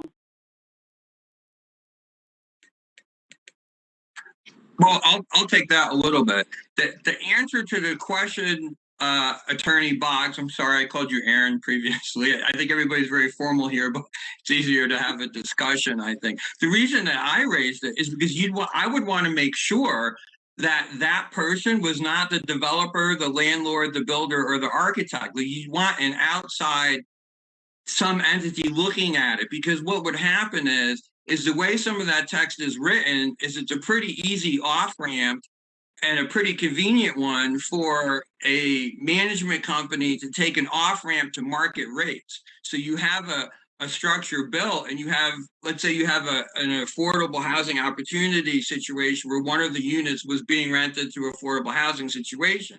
If that plan, if that affordability option is not looked into and looked after, it might be very easy for who's ever managing that property in future years to let a supported person move out of that property, okay, and then put a market rent person back in. So you would have to have a market mechanism to defend what your goal is, like your stated goal, which is to give people more options. Otherwise, you'd have a developer, that might just take an easy off ramp. Later in the same language, you're with me, right? You see what I'm saying? Yeah, no, and I really appreciate your concern for enforcement here. I'm glad that there would be a commitment to this this notion of making sure that housing is really affordable. So I would just encourage the town to, if they haven't designated an entity within the town to be looking at these issues in the 8-30G context as is currently required, to do so. And obviously the same entity could be looking at these issues as well.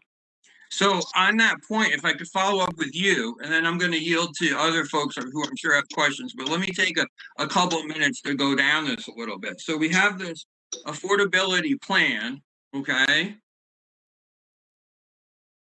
And in that plan, the developer, architect, a planner, management, whoever it would be, okay, would select affordability options. Now, one of the affordability options is number one. And then that, if you have 1 unit or 10%, then if you have that minimum amount, and it has to be that amount, but if you have that amount, then you would qualify as an opportunity housing option. Under the opportunity housing option, per your own conceptual 2 Orchard Road application, and I know that's that's a little more conceptual, but per that, there would be a minimum of 1 unit inside of that 4-unit commercial, residential structure that would be affordable housing. Okay, but if you had people coming into town to build these affordable housing structures, you would have to build 2,168 units, which would include out of those 542, which is your stated 10-year goal of affordable housing units. But you would be including in that 1,626 for market rate units in those structures. Is that right? So, well, I think the confusion, and this is back to my earlier point of making sure that the commission understands that there's 2 things going on here. We're proposing this initial step, which does not solve the entire problem that the town is facing in terms of complying with state and federal law. This initial step is something it can do easily, it can do immediately, and it will have an impact. But that we're not proposing and suggesting that the best way to get to fair share is this single to multifamily allowance by itself. There's many other things that the town needs to be doing. You need to be creating bigger multi-unit housing. You could do accessory dwelling units. You could do inclusionary zoning. There are lots of strategies that the town should be considering to get to that fair share number. What we're proposing here with this submission is just that initial first step to head off the immediate concerns about violations of state and federal law, but much more needs to be done to completely comply with state and federal law. All right, well, we'll stay in that point just for a moment, though. Remember, I'm not the attorney person here. I'm the banker guy and the builder type guy, okay? But what you're saying in your cover letter, you're looking for 542 individual units in the next 10 years. What I'm saying is there's other, and I think you're agreeing with me, I think we're in agreement that there's other ways to get to that 542 rather than having this zoning change, which would require, per your own analysis, building 2,168 units. Look, as a practical matter, and I'm not saying something rhetorically, there's only so much land in Woodbridge. You'd have to tear down houses that would be coming up to market. So a developer would have to tear down existing houses, raise them, then build a new structure that would have at least 4 units in order to do this approach. Yeah, well, and no one has suggested anywhere that this interim and initial effort is the way to get to your fair share. It This does is in your something that- letter, in your cover letter. That's what it says. Now, I would suggest you check it out a little more carefully. That is not what our letter says at all. I will do so. I will. I promise Okay. you. Okay. Yeah, I promise. So No, I'm sorry, Attorney Box, are you representing that your cover letter said that this is only an interim step at any point? Because I don't remember reading that. We're saying this is the initial step. Then we're saying that a full scale. Is that in, my question was actually specific. Is that in your cover letter that this is an initial step? Yeah. Where? Point it out to me, please.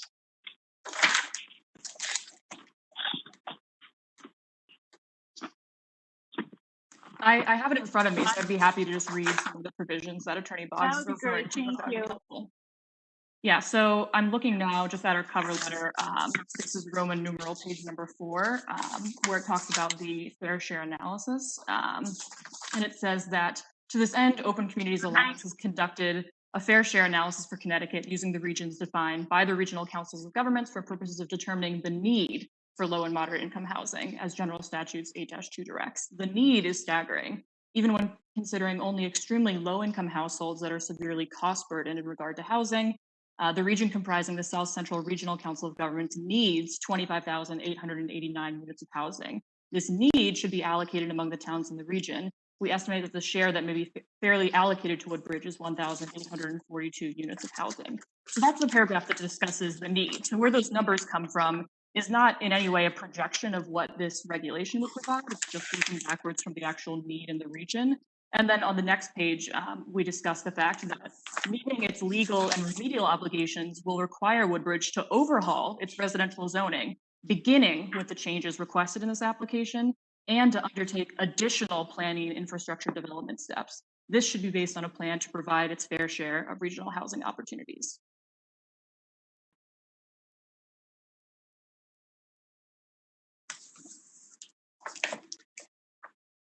Thank you, Ms. Anderson, for reading that. It just does seem, though, that this is a new sort of emphasis of this being an initial. I didn't hear the word initial in that, but I will offer back to Jeff to continue his question. Well, I think I've pretty much reasoned through it. What I'm trying to say is you're suggesting in the language of the changes you're asking us to do, in the opportunity housing language, in order to get to where your stated goal wanted to be, which is in the cover letter of 542 units, we'd have to build, thousands of new places for people to live, like 2,000 units or 542 structures. I'm just wondering if you can conceptualize the amount of building you're asking a small town to do. I'm not arguing with at all with the point of view of Woodbridge trying to tackle these issues and do something now. Not say we are, but do something. But the plan that you've submitted is unbelievably amount of housing structures and manufacturing would have to go on it. It doesn't seem practical. We would have to knock houses down to get to your number in order to do a 1 unit and a 4 unit type concept. In fact, let me push it a little more. I'm sorry, I talked right over you, but let me make this point.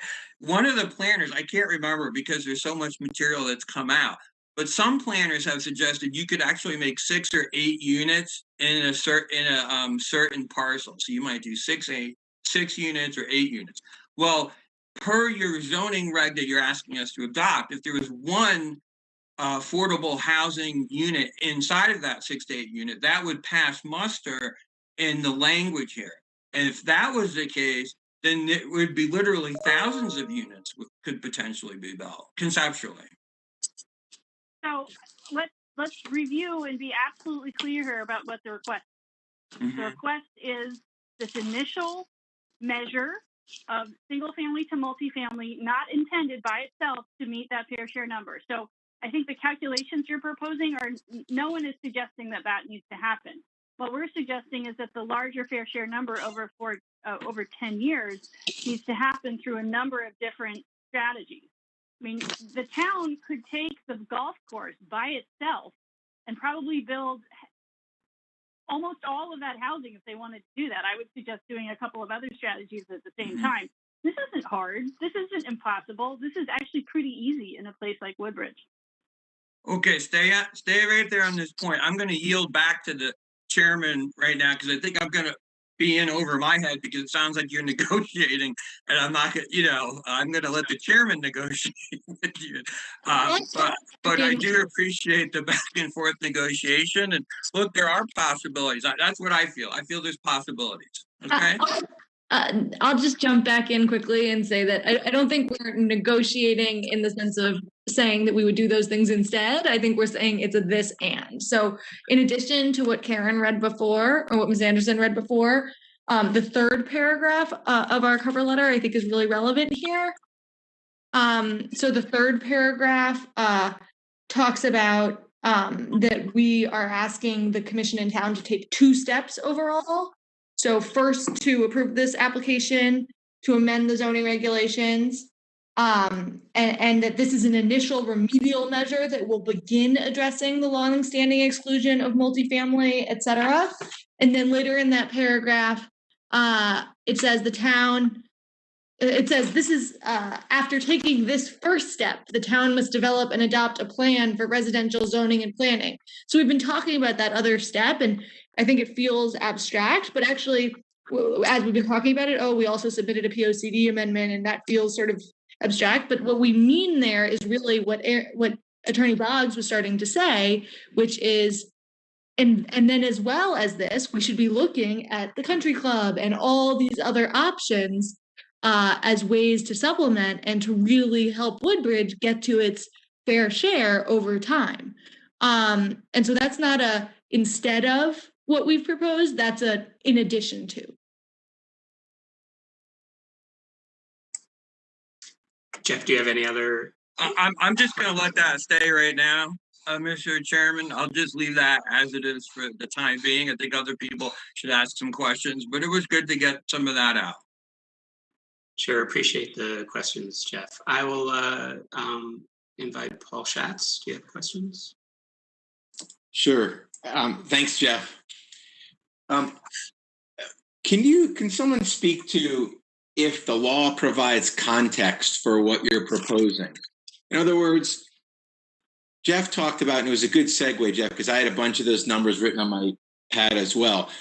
Does the law provide for any context, being that Woodbridge is geographically and infrastructure-wise what it is? So does the law provide any relief given, I would say, external factors, perhaps the need to build infrastructure, the limited tax base, schools, other things that other towns may have that Woodbridge doesn't? Or is it absolute? Thanks for that question, Commissioner Schatz. It does, that fact that Woodbridge doesn't have those things does not give Woodbridge an out from its obligations. And I think I would take issue with the premise that the geography of Woodbridge is somehow not conducive to this. Woodbridge is directly adjacent to New Haven. So I would actually argue that its geography within the state makes it particularly responsible in some ways for bearing a part of a regional need. But here we see, we've talked a little bit about what we submitted about how different parts of a town might be more suitable for different kinds of affordable housing, et cetera. But no, the fact that Woodbridge has failed to plan for the doing its fair share for the region does not give it an out from complying with its affordable housing, multifamily housing obligations. And so that's where so the law does not provide for context. The law, well, we can go back to I think it was the chairman who asked me last time about page 66 of our application, where it talks about soil types and infrastructure. And we have sort of a I'm not going to read out loud my written analysis, but we sort of give an explanation of what it means for a town to think about the fact that there are different parts of town with different kinds of infrastructure and different kinds of terrain, and how you can take that into consideration and think about the context when deciding what kinds of housing are going to go where throughout the town. We think that what we've proposed is something that is suitable for all of the areas for which we've proposed it. So, Paul, if you don't mind if I jump in on that, because you're raising sort of legal questions, we do have our own attorney. We can also, Paul, direct a question to our own attorney on this topic. So, happy to have her weigh in. Attorney Dubuque, if you don't mind. Thank you. Chairman Clee, I find the answer particularly interesting that there is no local context, because I don't think that's true at all. The zoning regulations are promulgated on a local level, not a statewide level. So a particular municipality does have context. And in fact, 8-2, the parameters for enacting zoning regulations specifically indicates that regulations shall also encourage the development of housing opportunities, including opportunities for multifamily dwellings consistent with soil types, terrain, and infrastructure capacity for all residents of the municipality and the planning region. So there is a local context and there is a planning region context. So to sort of generalize and say that there isn't is honestly, I don't think reflective of what the statutory framework provides. Thank you. Just to clarify, we agree that that obligation exists for the region and the locality as part of that region, and we just want to emphasize that the region includes New Haven and includes lots of other areas that are more urban, doing more to shoulder the burden of building affordable housing and maintaining affordable housing than Woodbridge is. But respectfully, Ms. Havlo, we're not in New Haven, we're in Woodbridge, and we're the Planning and Zoning Commission of Woodbridge, and we have to take into account our soil type, our water resources, the fact that we're in a public water supply area, all of those many factors which we talked about last time in 8-2 that we're allowed to consider. And then I believe we are supposed to consider all of them holistically and not one and not the other. Attorney Schatz, we interrupted you and you should go right. Well, let me tell you. I just certainly not an attorney. Sorry, didn't mean to. No offense to any who are, but so in your proposal, your presentation, you mentioned a number of other towns in Connecticut facing similar, what you would call issues with their zoning. And I'm wondering if you have any experience on what other towns have done. I think you mentioned off the top of my head, maybe Easton, Weston, Darien, New Canaan, Wilton. I'm just pulling them out. So have you engaged those towns? And if not, do you know anything about what they've done, if they've done anything? So just to finish up the last exchange quickly, yes, we need to balance those things, including water, including environment, including all of the above. None of that excuses the total non-compliance that we've seen in Woodbridge to date.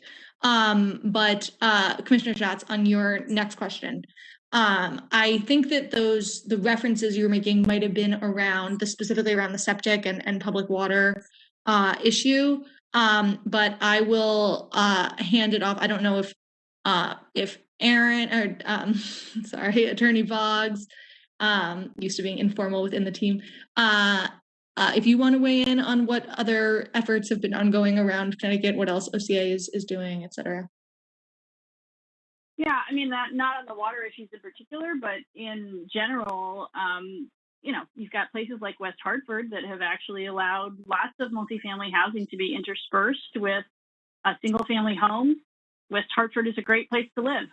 I think a lot of towns could aspire to be like West Hartford. And across the country, you have other places like in Minneapolis and in Oregon where you actually have exactly what we're proposing here applied across cities and across states.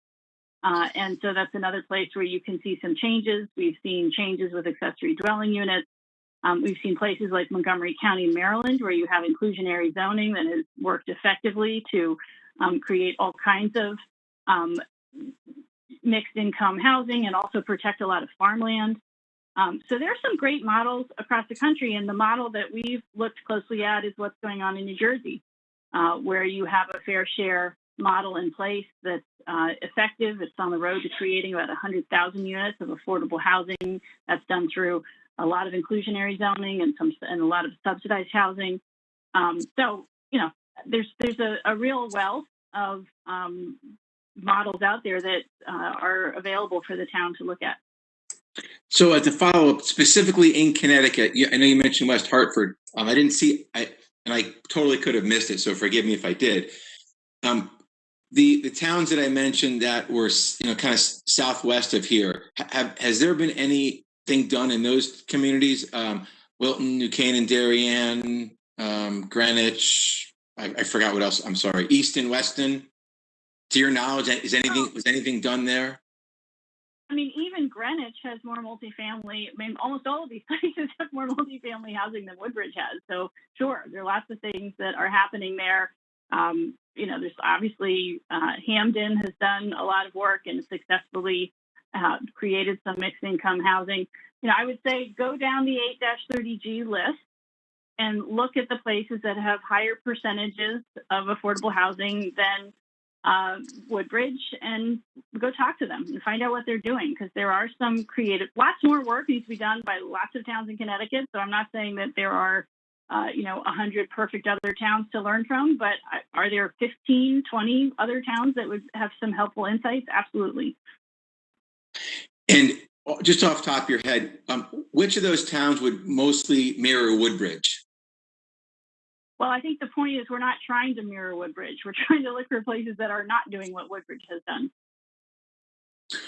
Well, I guess what I'm referring to is our lots, our watershed areas, our lot size. I mean, there are certain, basic elements to town that are, especially on the natural resource side, that perhaps won't change. And we currently do have larger lot sizes. So can you speak to any of the towns that would be a model that would, be we're 8,900 residents, we're a multi-town district for school. I'm just trying to get an idea of what would be the model in Connecticut to look at. And Hamden, New Haven, there's certainly, I'm sure there are some similarities, but those are more larger population, larger areas in Woodbridge's. I mean, I think one of the problems with the history here is that Woodbridge is frozen in time. So I think looking at places, I think it might be a little hard to find places that are adjacent to larger cities like New Haven that are in Woodbridge's position. So, you have places like West Hartford, you have places like East Hartford, you have even places like Windsor that are much more integrated, have more mixed income housing, have more multifamily housing, and could serve as models for Woodbridge. So those are just a few to consider. So just to add on to what Attorney Boggs so helpfully shared, thank you, Attorney Boggs.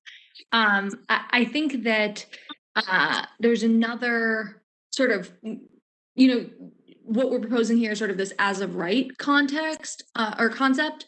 And there are other towns that are maybe akin to Woodbridge or akin to or in or nearby, et cetera, that do have at least parts of town have multifamily as of right. So New Haven, West Haven, Milford, Shelton, Derby, East Haven, Wallingford, and even Guilford. Guilford they all have sections of town that allow multifamily as of right. So sort of if you're looking for comparisons on that aspect of the proposal, those are some that can be helpful. Not saying that those represent models for how to do affordable housing or plan for affordable housing in any way, but on that particular point. But to your point on the towns you listed, that I don't think in your lexicon they don't meet the burden of the law. Is that correct? Most of those towns, many towns probably need to do more as well. They probably don't need to do as much more as Woodbridge. And two other questions to go in a different area. What's the remedy legally in, again, I have a very tough time reading laws and trying to interpret them. What's the legal remedy for not requiring the encouragement of affordable housing? I think that depends on what law you're looking at. I mean, under the Fair Housing Act, there's a whole there's a whole list of remedies, including putting in particular developments, doing rezoning, even some monetary remedies to make up for past harm. So there's a whole list of remedies that are, things that have happened in the past. And then what would be the consequence of not requiring the encouragement of affordable housing? I mean, I think it would depend on, what steps were taken by a group that wasn't able to do the housing. And so probably it would involve legal action, and probably there would be some orders for the town to take certain steps. And there may also be, attorney's fees. There may be money damages. There are lots of different remedies available under the Fair Housing Act. But, we're really focused on actually having the change happen in town. That is the most important thing. So, Paul, if you don't mind, I'd like to jump in on that point. Although I see Yoni as well, so I don't want to jump over. Thank you, Yoni. And Attorney Box, I do appreciate your interest in seeing change happen. I want to go back to what you said and what Ms. Abelow said about these, where I think Paul was asking for other models that we can look to. And to Ms. Abelow first, the models that you mentioned about having affordable housing as of right were only for portions of those towns, correct? I think that's what you just said. Yes. But your application wants that to every residential zone in Woodbridge, not just portions. Yes, I think we've been over that, yes. Right. I just wanted to clarify that one point. And then back to Attorney Boggs, you also sort of mentioned the innovation and the things that are happening. You mentioned accessory dwelling units. You mentioned, a bunch of things that are happening in this affordable housing space. None of that's in your request for us, though, correct? I think one option is in the request, and that's this option to do single to multifamily housing as a preliminary step that the town really should be taking. And then we have as a separate request that the town look to overhaul its zoning and seek to do accommodate its fair share. But again, your request though is for that single to multifamily in every residential zone. This goes back to my notion of the distribution of possible options, and you've picked one that doesn't seem to have the wide sort of variety of options that a town could seek if they were going through a planning process, correct? So, Chair Clay, I guess I would just say that I think we've made clear that we don't believe this is the only way that one could come into compliance, but this is our proposal. This is the proposal before you. So we're not making an argument that this is the only way you could do it. We're making an argument that this is what we have before you. We think it's a good way. We've told you the reasons why. We're asking the commission to really consider doing this, given what we know is a history of major inaction. If the commission denies it and goes into a process of looking at other options, it's hard based on the history to believe that something would really come out of that. But I want to be clear, though, you have heard all of our commission members genuinely asking, are there other things that we could be doing here in this? We've charged our town hired planner to come up with, which he's in the process of other options in reaction to your proposal that might be possible. So you're here in front of us with the proposal in front of us, and you're seeing us trying to figure out other ways to do something here. And I'll stop there and pass it. Paul, I did interrupt you, but Yoni also wanted to jump in. I want to be respectful. I certainly would yield to my friend Yoni. Thank you, Paul. I mean, I don't want to interrupt Paul if Paul's on. I think you articulated, Chairman Clay, you articulated what would be my question there. So I'll go back to Paul if he's got more that he'd like to. Again, Rob and Yoni, if you guys have other questions on this line, I'm happy to. I mean, I can certainly wait. I'm sure people are sick of hearing from my voice anyway. My family is so.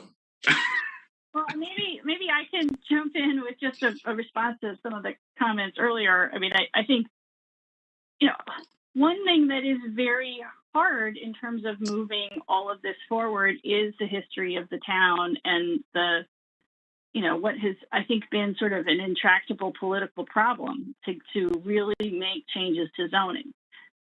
So we are coming before you with a particular proposal. It's something that would be, it's applying to all neighborhoods across the town. It's not picking and choosing. And so it could immediately work to take steps towards a solution here that is, compliant with state and federal law. So, I think part of the reason for needing to push a particular solution is just the history of the town in terms of a failure to have any real solution. So, that's part of the context. One other thing I would just like to note is, and this is in response to what Chairman Klee was referencing, I mean, just to reemphasize, the single family to multifamily proposal that is on the table is only when that multifamily complies with the bulk requirements that apply to single family housing, including the public health requirements. So we're not talking about doing anything here that's different from what already are the set of rules that apply to single family homes. Chairman, it looks like you want to jump in on that topic there. Attorney Boggs, I think kind of in the line of this discussion, right? So if I look at your application and I listen to, I'm thinking about this as a member of this commission and as someone that is cognizant of the fact that I am serving in a sort of quasi-legislative function on behalf of the residents of the town, and it's my responsibility to understand what decision we have to make that's best for the town to balance everything. And when I look at the history that you've laid out, and I hear that, and I come to understand, I come to educate myself on the fact that there are certain parts of this town that would be best suited, if I understand it, and again, this is my view, my position coming into this, would be that there are parts of our town that are better equipped to handle the development of multifamily, more than 2 units, 3 or more units, 4 more units, etc. Part of which would be necessarily defined as affordable going forward, and that we could meet our obligations under the statute that way.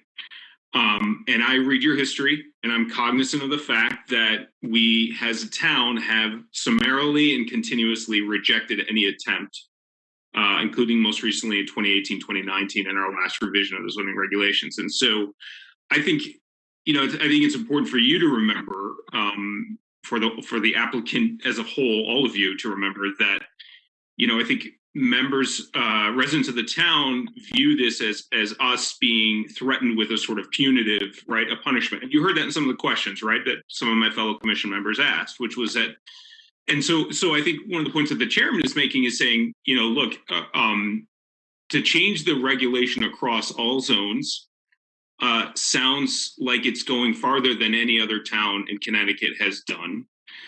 So then the presentation has been that, you know, the pushback on that question has been over the course of these hearings has been, well, in fact, you could do this. You could do it responsibly. You can do it in accordance with water and public health regulations and requirements, such that it was done correctly. Now, I'm also educated enough about housing and about developers in general to know that a developer doesn't just come in out of spite and out of a political agenda. With all due respect to the questions others have raised, you know, they don't just do things out of a political agenda. People have to make money, right? There has to be a business opportunity. And so it doesn't seem sensical to me that a developer would come in out of spite and say, I'm going to buy up, you know, my next door neighbor's house, overbid, just so I can spite everyone and kick them in the teeth and put in, once they give me the right to develop as of right, some kind of a monstrosity, so to speak. Not to say that there aren't already monstrosities that are single family homes in this town, but that's a personal preference. But I think what people are necessarily and understandably afraid of, because this is a very complex issue, is that there will be massive changes in terms of what their neighborhood might look like, what physically their neighborhood might look like. Those things get articulated in, for example, the letter from the Regional Water Authority. You know, if you listen to the text of that letter, and again, I do hope we get some responses to that letter from your consultant and the other consultants, including our own, right? Is that there have to be requirements set, right? So we would have, as a commission, we would have an obligation to craft something that is well thought out, that takes into account these recommendations, not just your own, right? And I think that's something that our consultant said. He said, the proposal's there and it's well thought out, but it's incomplete. There need to be more restrictions. And I think that's what the Regional Water Authority letter is kind of pointing to. Now, just briefly, if I could, right, address the kind of elephant in the room, which is that, you know, there is a long-standing, and I think anyone who's thinking otherwise, and I all full due respect to friends and others who have commented, you know, in our public forum here, that I do think there is a long history of structural racism that has happened. And so I understand why this proposal comes about in the way that it does. But I think I have not heard a good articulated pushback on the very specific points that have been raised, specifically in regard to the 2 Orchard Road. Right. So when it comes down to it, whatever my feelings are about the school district and taxes might go up and have to add more kids. And as Ms. Solomon pointed out, right, what's the difference between somebody living in town with a Section 8 voucher versus somebody moving to town and being able to send their child there, a mother and their daughter or you know, their child, et cetera. Right now we have an affordable dwelling unit maximum size of 600 square feet. Now, it seems to me that, as the chairman suggested to you, and I think a couple of my other colleagues have suggested to you, that it would seem to be an obvious suggestion to change that as well, to increase that, to allow for the existing infrastructure as we have it now, right? As Commissioner Kennedy pointed out, right, without having to build a tremendous. And I think you responded to that. So, you know, I guess that was a long sort of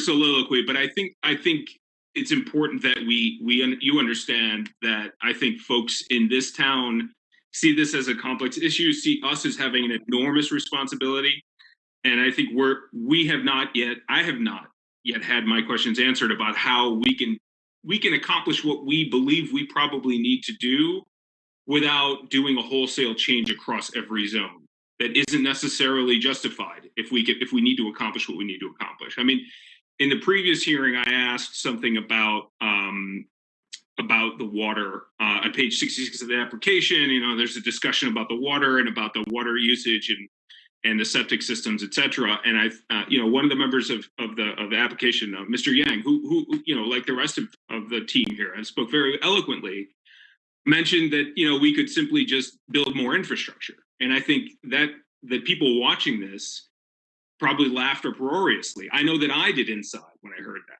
because the cost of extending infrastructure in this town for just, even if we were to change nothing in this town, other than just giving folks sewer and water and maybe even natural gas service, is so beyond, it's out of reach, right? So I do think it's possible to do something like the 2 Orchard Road, but I really only hear it right now in theory as the way it's presented. I still have not yet heard, and that's what I hope for the next hearing, is to hear articulated responses to what the Regional Water Authority stated and what Mr. Childer pointed out, you know, to hear a conversation at that level.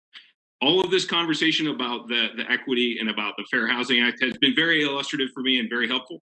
But I do need to hear more specifics about whether we could actually tolerate that. Yeah. So, you know, I appreciate the grappling with this. So, you know, among all the members of the commission, I know that there's a lot of thought that's going on right now. We put a lot of thought into doing this at the front end. And part of that thinking was understanding the current infrastructure in the town and understanding that what's really possible with these kinds of single to multi conversions that are exactly like a single family home. They have to follow all the laws, all the rules. But what's possible there is you can do it with the infrastructure that you have right now. So it was a step that you could take immediately. The public health code would come into play to you know, do everything that you want in terms of protecting the environment, protecting public health. And you could take this step and it would instantly, you know, very quickly create a situation where you could offer more affordable housing across different parts of town. Now, nowhere are we saying that this has to be written in stone and be part of the zoning of a Woodbridge forever, time immemorial. What may happen here with the proposal that we have before you is it may go into effect and the town may find that it's great. I actually have a multi-unit house right down the street from me here in Glastonbury that's fantastic. It's great. It looks like a house that is like every other house in the neighborhood. So a few more people are living there. It's fantastic. So the town may discover that this is great. They may discover that their mother, who was downsizing, can now live down the street. They may decide that a millennial kid who's coming home, or a kid coming home from college, can actually still stay in Woodbridge, and of course also create greater diversity within the town. But the town may also get to the point where they're doing planning and they say, okay, we're trying to meet our fair share, and here's what we're going to do. We're going to keep this policy of single to multifamily housing in some parts of town. We're going to do some as of right multifamily in other parts of town. There may be a process where there are changes, and that's your right as the zoning commission. Ultimately, what we're saying is you have before you a proposal, and that's what we're offering right now. But we're also requesting that you do a much bigger dive into how zoning can be changed in the town to do what is already in state and federal law. So, Yoni, I hope you don't mind if I jump in on that, because Attorney Boggs, in all due respect, that just seems, and it's a new presentation tonight, it seems odd to me that this is somehow now just a temporary placeholder, sort of, that we're going through all of this, which is a lot, for something that you're okay that it might go away when our actual town planning process might then supersede it with something else. It just rings kind of strange to me, and I haven't quite figured out exactly why, because I haven't fully digested it yet, because it's a new position that you're taking tonight.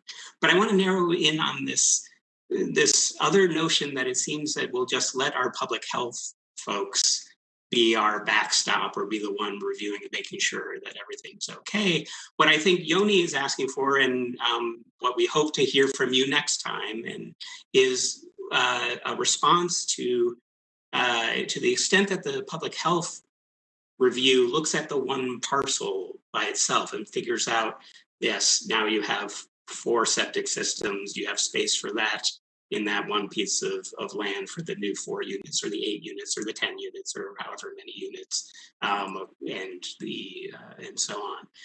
Is there a concern when there's that 4 septic systems next door to another 4 septic systems next door to another one, that cumulative effect of both the septic systems and now from the Regional Water Authority, the increased impervious pavement, the parking, the other sorts of areas that go from a larger sort of development? Was that taken into account in your calculus? Because I think it should be, that those cumulative effects are things that are of concern to that watershed as a whole versus that narrow focus on the parcel.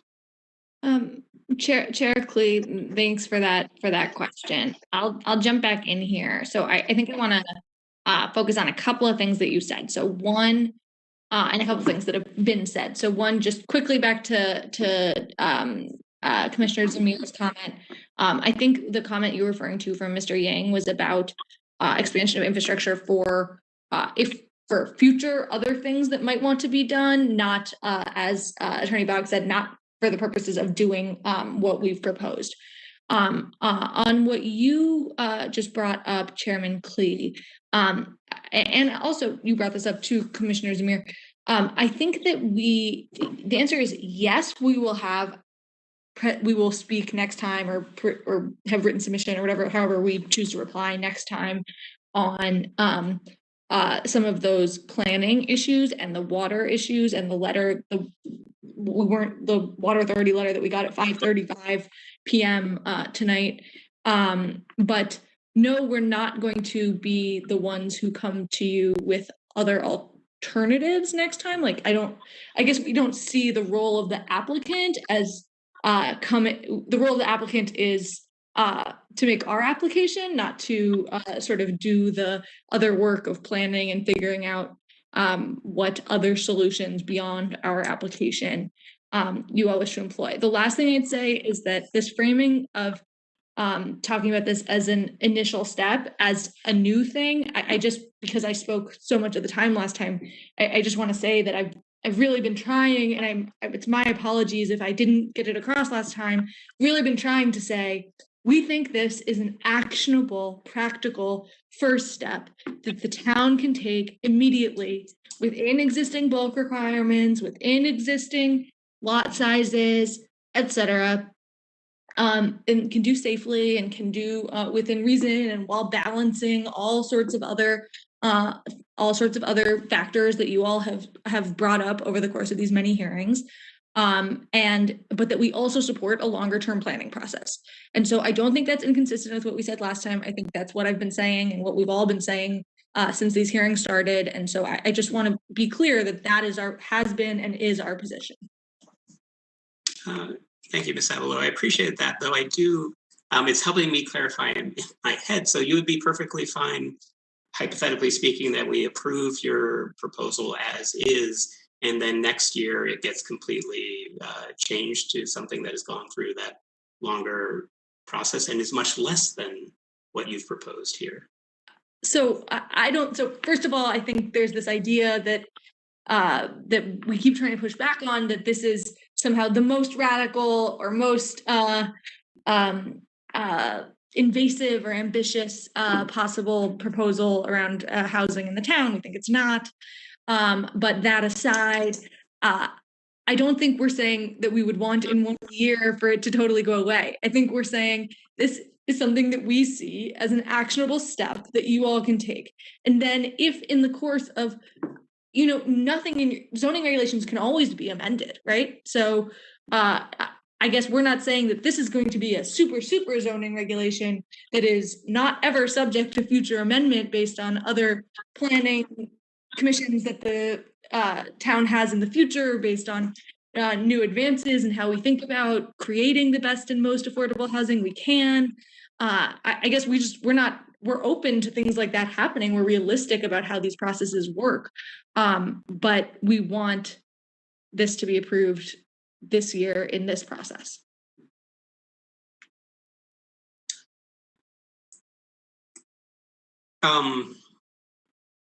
Thank you. Questions from other commission members? Either Larry or Andrew, do you have anything that you want to ask? I do not have any questions this evening. Thank you, Commissioner. Thank you. Larry, anything from you? I don't have anything tonight. Thank you, Larry. I'll go back through Jeff, Paul, and Yoni if you have other questions. I think I made my request for more information and response clear. I also I do have a question for our process. I don't know if that was an appropriate time to raise that. Let me go to Attorney Dubuque. What should we, I'm looking at the clock, it's about 9:05. We did have some other business, just normal town business that we wanted to get to before we all called it a night. Do you think we should move to kind of the scheduling the necessary hearings? I also see Attorney Herbst has rejoined us as well. Attorney Dubuque, where should we go next? Well, there are going to be further hearings, and certainly I would suspect that Attorney Herbst would be allowed to go first next time because that's where we're leaving off. So I doubt that he would have any objection to moving on with the schedule and going first next time, and we can try to plot out what the remaining hearings will be, because we are running up against the end of the COVID-19 90-day total extension period in April. So, Mr. Chairman, then can I make my request then now? And that would be that it occurs to me it particularly occurred to me after the last hearing that it would be helpful, I think, for the commissioners, certainly for me, to be able to hear from the Department of Public Health. We have a letter from the Regional Water Authority, from someone there, who lays out in a fairly articulate way some of the parameters that they would suggest we add on to any kind of an approval. I think it would be helpful to hear what the Department of Public Health's process is, right? If in a foreseeable situation that an approval is given for this type of conversion to be able to occur across any zone, and that somebody who lives in a single family home wishes to sell it to a developer who wants to convert that property to something that becomes a multifamily, what is the process that the Department of Public Health, what kind of analysis do they do? I mean, as a commissioner, you know, maybe your response, and maybe Attorney Dubuque's response is it's my responsibility to learn that as a member of the zoning board, right, to understand that process. But I don't currently understand it, and it seems particularly relevant here. So, Chairman Klee, it is relevant, and perhaps you want to have Mr. Chalder make that inquiry on your behalf, since he's done a pretty detailed analysis of these types of issues. So I think that would be efficient for him to do, so he can make that request to the Department of Public Health to kind of really help us and walk us through how they would view something should this pass as is, that came then to them, how the Department of Public Health would handle that type of request. So Mr. Chalder, do you want to respond to that? Certainly, thank you. I've reached out to the Department of Public Health. There's a number of divisions at the Department of Public Health which deal with different fragments of this, both in terms of water supply, well water, sewage disposal, etc. So through my contacts with them, I'm starting to get a clearer picture of the way that they deal with these issues and the reporting requirements in public water supply watersheds. And I'll have more information for you at the next meeting.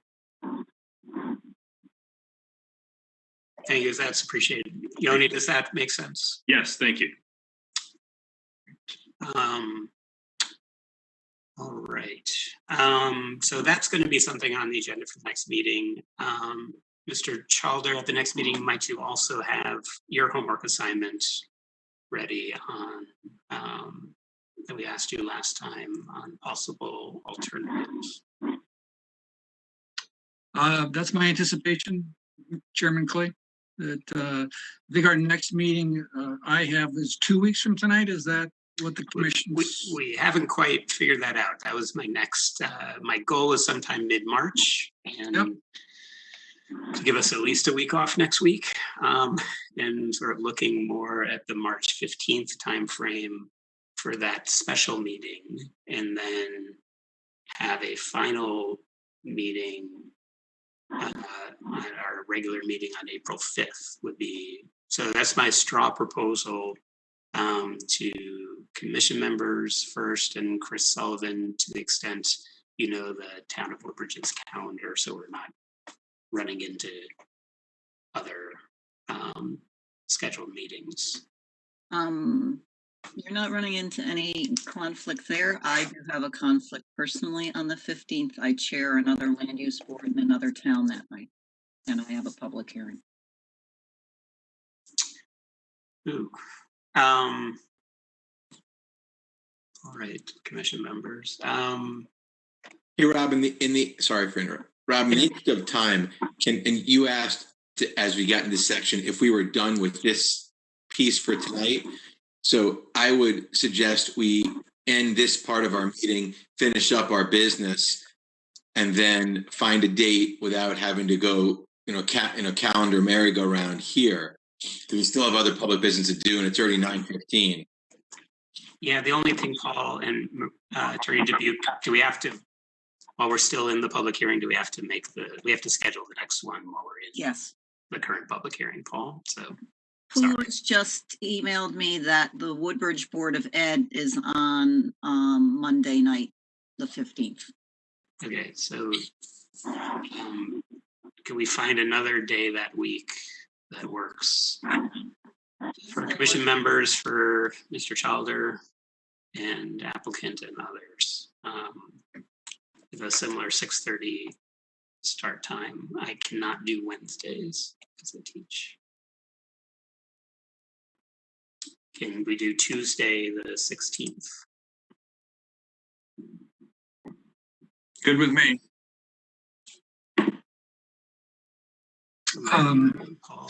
Mr. Childer, we need you. Unfortunately, Mr. Chairman, I'm thinking that the commission was scheduled the 15th. I moved something to the 16th, and it's too late to move it back. But I could do the 18th that week if that worked. It would be the Thursday night if that works for the commission. How about Thursday? Calendar roulette. That's why we're doing this. Thursday the 18th. That works for me. Paul. Chairman Clee, can I just ask a clarification? Sure. When we start the next meeting, will I be under the same type of format where I'm responding to questions, or do you want additional presentation? No, you can ask questions. No, we're at the, so hopefully for this meeting, which we're now hopefully circling around Thursday the 18th, 6:30 start time. In advance or at the meeting. Unfortunately, Mr. Poland won't be able to make the 18th, and he's very necessary for that evening for us.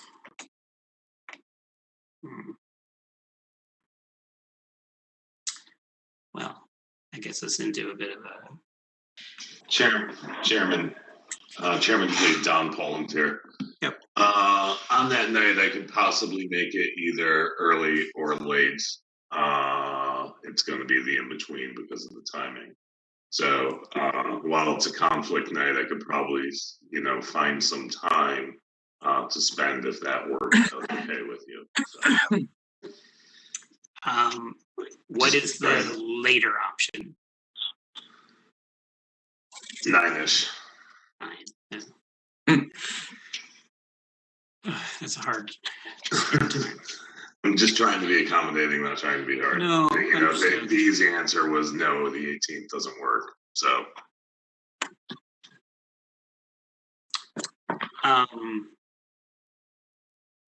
So on the 17th, the earliest I could be there is 7:30.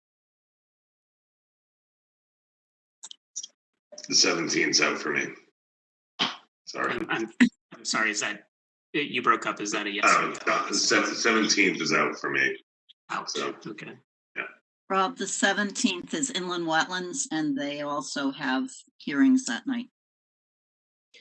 So Chairman Klee, may I suggest that the commission figure out what you can make? There's going to be another hearing afterwards. If Mr. or Dr. Poland has to come back to that one, then perhaps he can do so if we can't work with his time. But it's going to be almost impossible to coordinate 20 different schedules if you factor in how many folks are on the applicant's team, Mr. Chalder, myself, all the TPZ commission members. It really is going to be difficult. So I would say you really need to figure out what is most convenient for the TPZ first, and then we'll work with if we have to adjust schedules for the final, well, what will likely be the final public hearing. I think we just jumped in about Dr. Poland because Commissioner Zamir specifically asked to hear from him next time. Well, if he can join us at 9. About the 22nd. Is the 22nd? That would give you 2 weeks till your regular meeting on the 5th. Nope, I'm conflicted. So I think we go back to the 18th, and Mr. Poland comes when he can, if he can join at 9. And it's nice to have Attorney Dubuque to be the heavy here, and so that we just got to pick a day to go with it. So 6:30 on Thursday the 18th. Thank you, Mr. Chairman. Mr. Chairman, you want to vote, please? Yes, a motion to.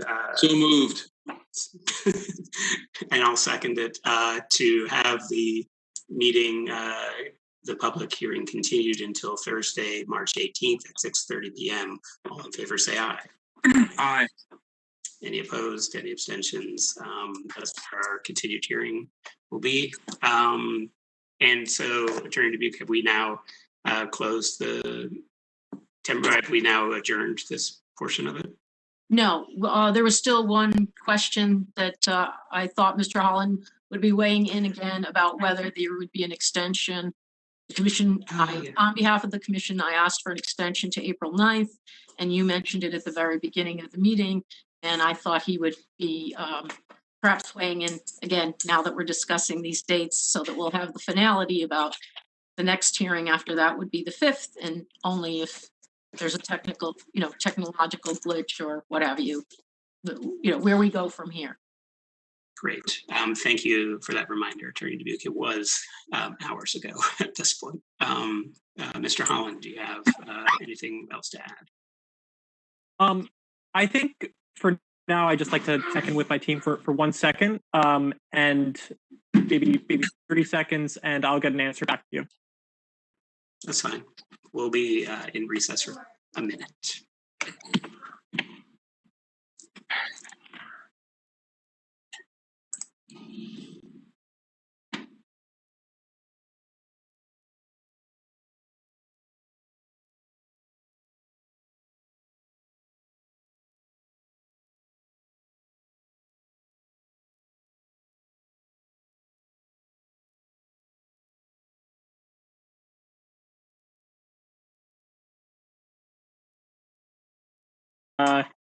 Right now, we're prepared to consent to an extension if there's a glitch in the future. But we would like to try to keep the hearing on schedule right now, if that's all right. That is our every intention, to have the April 5th, our regular meeting, be our last meeting of the public hearing and close it then, barring act of God and or other sort of natural disaster, which you shouldn't say out loud too often around here. Okay, good. So do we, Attorney Dubuque, do we need any motion or other thing regarding that, or? No, you already continued it, so I think we're good. We're good. Well, thank you. I will give my closing briefly because I know Paul Schatz wants to, we all actually haven't eaten dinner and or want to finish our work, but a huge thank you to, first of all, the public for your participation, for hanging in with us during this public hearing, and for your thoughtful comments that have been entered to the record. And I encourage you to keep them coming through our official channel, which is, if you have anything that you didn't quite get out today that you wanted to, please send an email to Chris Sullivan. She is the official person to send those to. Thank you to the participants, the applicants, and interveners, and all my commission members for excellent questions. And we are going to see you all on the 18th. We'll have discussion of Mr. Chalder's materials. And Attorney Herbst will go first with questions of, quickly anyway, it doesn't have to be of Mr. Chalder, it could be whoever you'd like. Attorney Herbst. Thank you very much, Chairman. Okay. So nothing else, Attorney Dubuque. We're public hearing is continued. Okay, so let's move on to our business operations. We'll see everyone else. Feel free, don't feel like you have to stay for it. Commission members have to stay. We're not done yet. Can I go? Chris, you can't go either. I'm sorry. But thank you, Chris, for all the materials as well.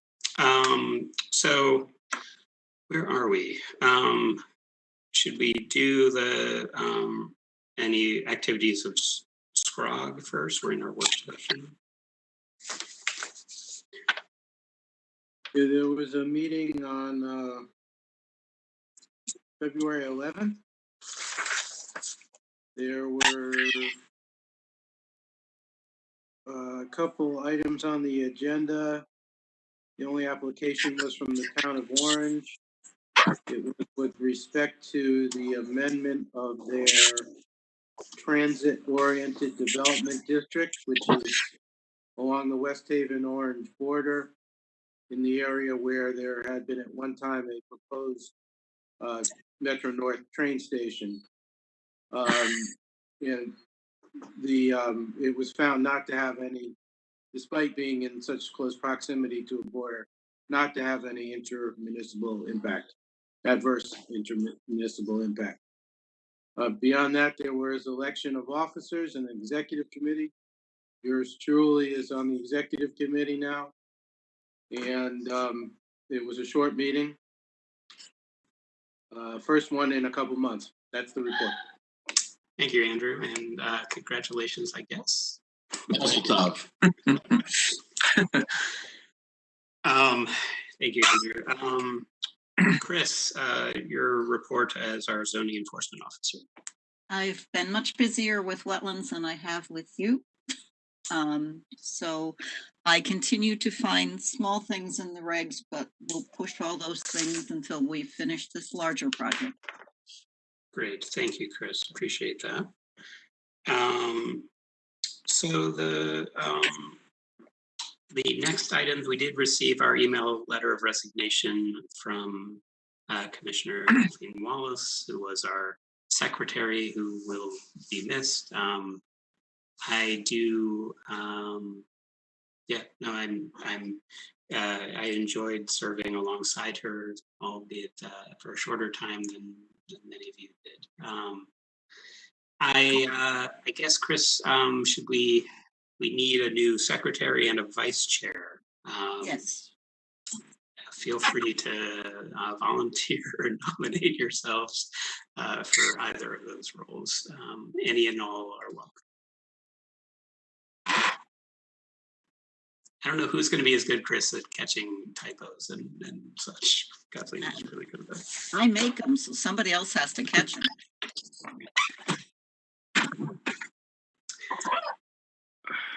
We do need Tony would be a great vice chair. Who would be a great vice chair? The person who just spoke, that would be you. And actually, there is precedent because your last name is close to hers in the alphabet. It's as arbitrary as well as a good a reason as any. Okay, so all in favor of Yoni as our next vice chair, say aye. Wait, Aye. vice chair or secretary? Vice chair. Vice chair. Okay. Any opposed, any abstentions? It was moved by Paul, it was seconded by me for Yoni to be our vice chair. Now we need a secretary. And You can just go right back at Paul with. no, I stole the floor. I thought I stole the floor. I didn't see. And besides Kathleen, whom I will greatly miss, and I thank her for her years and years of service and dedication, diligence on our commission. But I think after Kathleen, the person who was best at looking at the minutes was Mr. Kennedy. He's always good at looking at minutes and with that sharp banker's eyes. So I moved that Jeff Kennedy become the secretary of the commission. Mr. Chairman, I just have a question. Jeff, at the moment is an alternate, not a full member. Oh. And I'm not certain whether an officer has to be a full member. So I think that's a very good question. So I'd like to nominate Mr. Paul Schatz to be the secretary of the commission.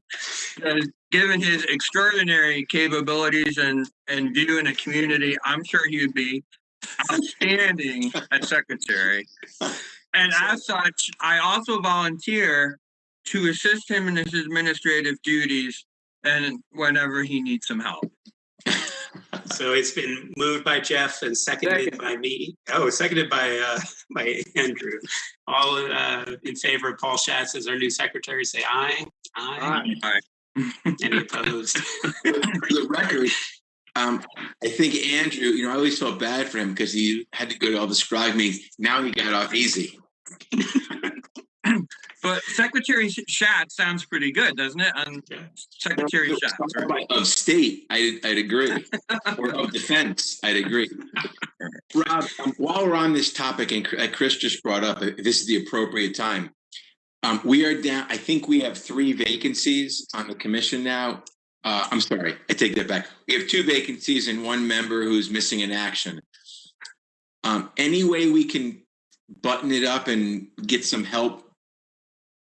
Because clearly Jeff should be moved, if possible. I don't know what the procedural issue, but Jeff should be moved into a seated position, and then maybe we could get a couple of alternates and seat the commission again. Yeah, yes, I will ask of the town folks on moving expeditiously. If you all have suggestions or ideas of folks who may want to serve, please send them my way, and I'm happy to pass them along. I don't know if that helps us for this at this point in this hearing, recognizing the time it would take to bring someone new on as well. And if someone did come on and wanted to be a they would need to do all the homework, review all the materials, etc. But Chris will work in that direction. Just for the record, I wanted to echo what everyone else has said about Kathleen Walsh. She was excellent to work with, and they're really going to miss having her sharp eye on our commission. Yeah, here. Wait, Larry, I think you're muted, Larry. Worked at this position will be sorely missed. Agreed. Thank you, Larry. Agreed. Good. So, Chris, the next item were there was an email, an attached letter from David Schneider, and then I believe there was another correspondence that came in at some point. Was it this afternoon? It was today, yes. Yeah, from Catherine Scott about the artificial turf and questions about their guarantee or warranty. Procedurally, what should we do with these?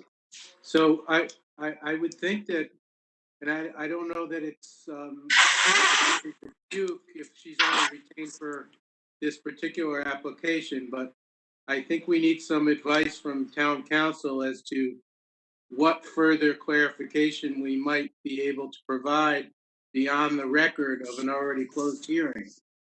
And I don't want to offer that legal advice myself as a member of the commission. but it's advice that we should get.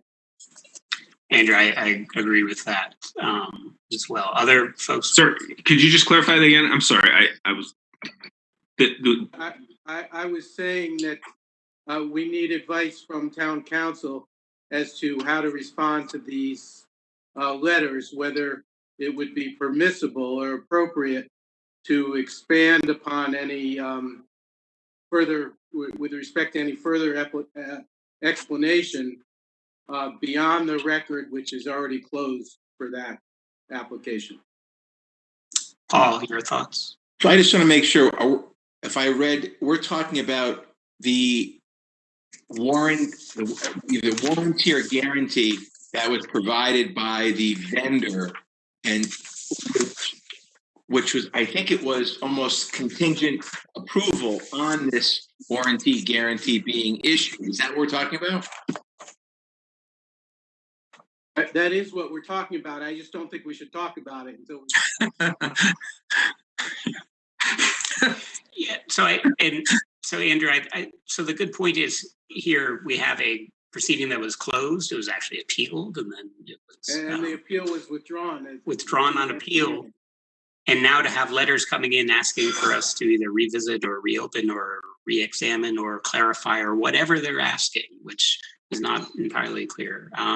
What do we actually have the legal authority to do as our commission in a procedural posture like this? So Chris, that's our question to town council and or to the town's special counsel on planning and zoning matters.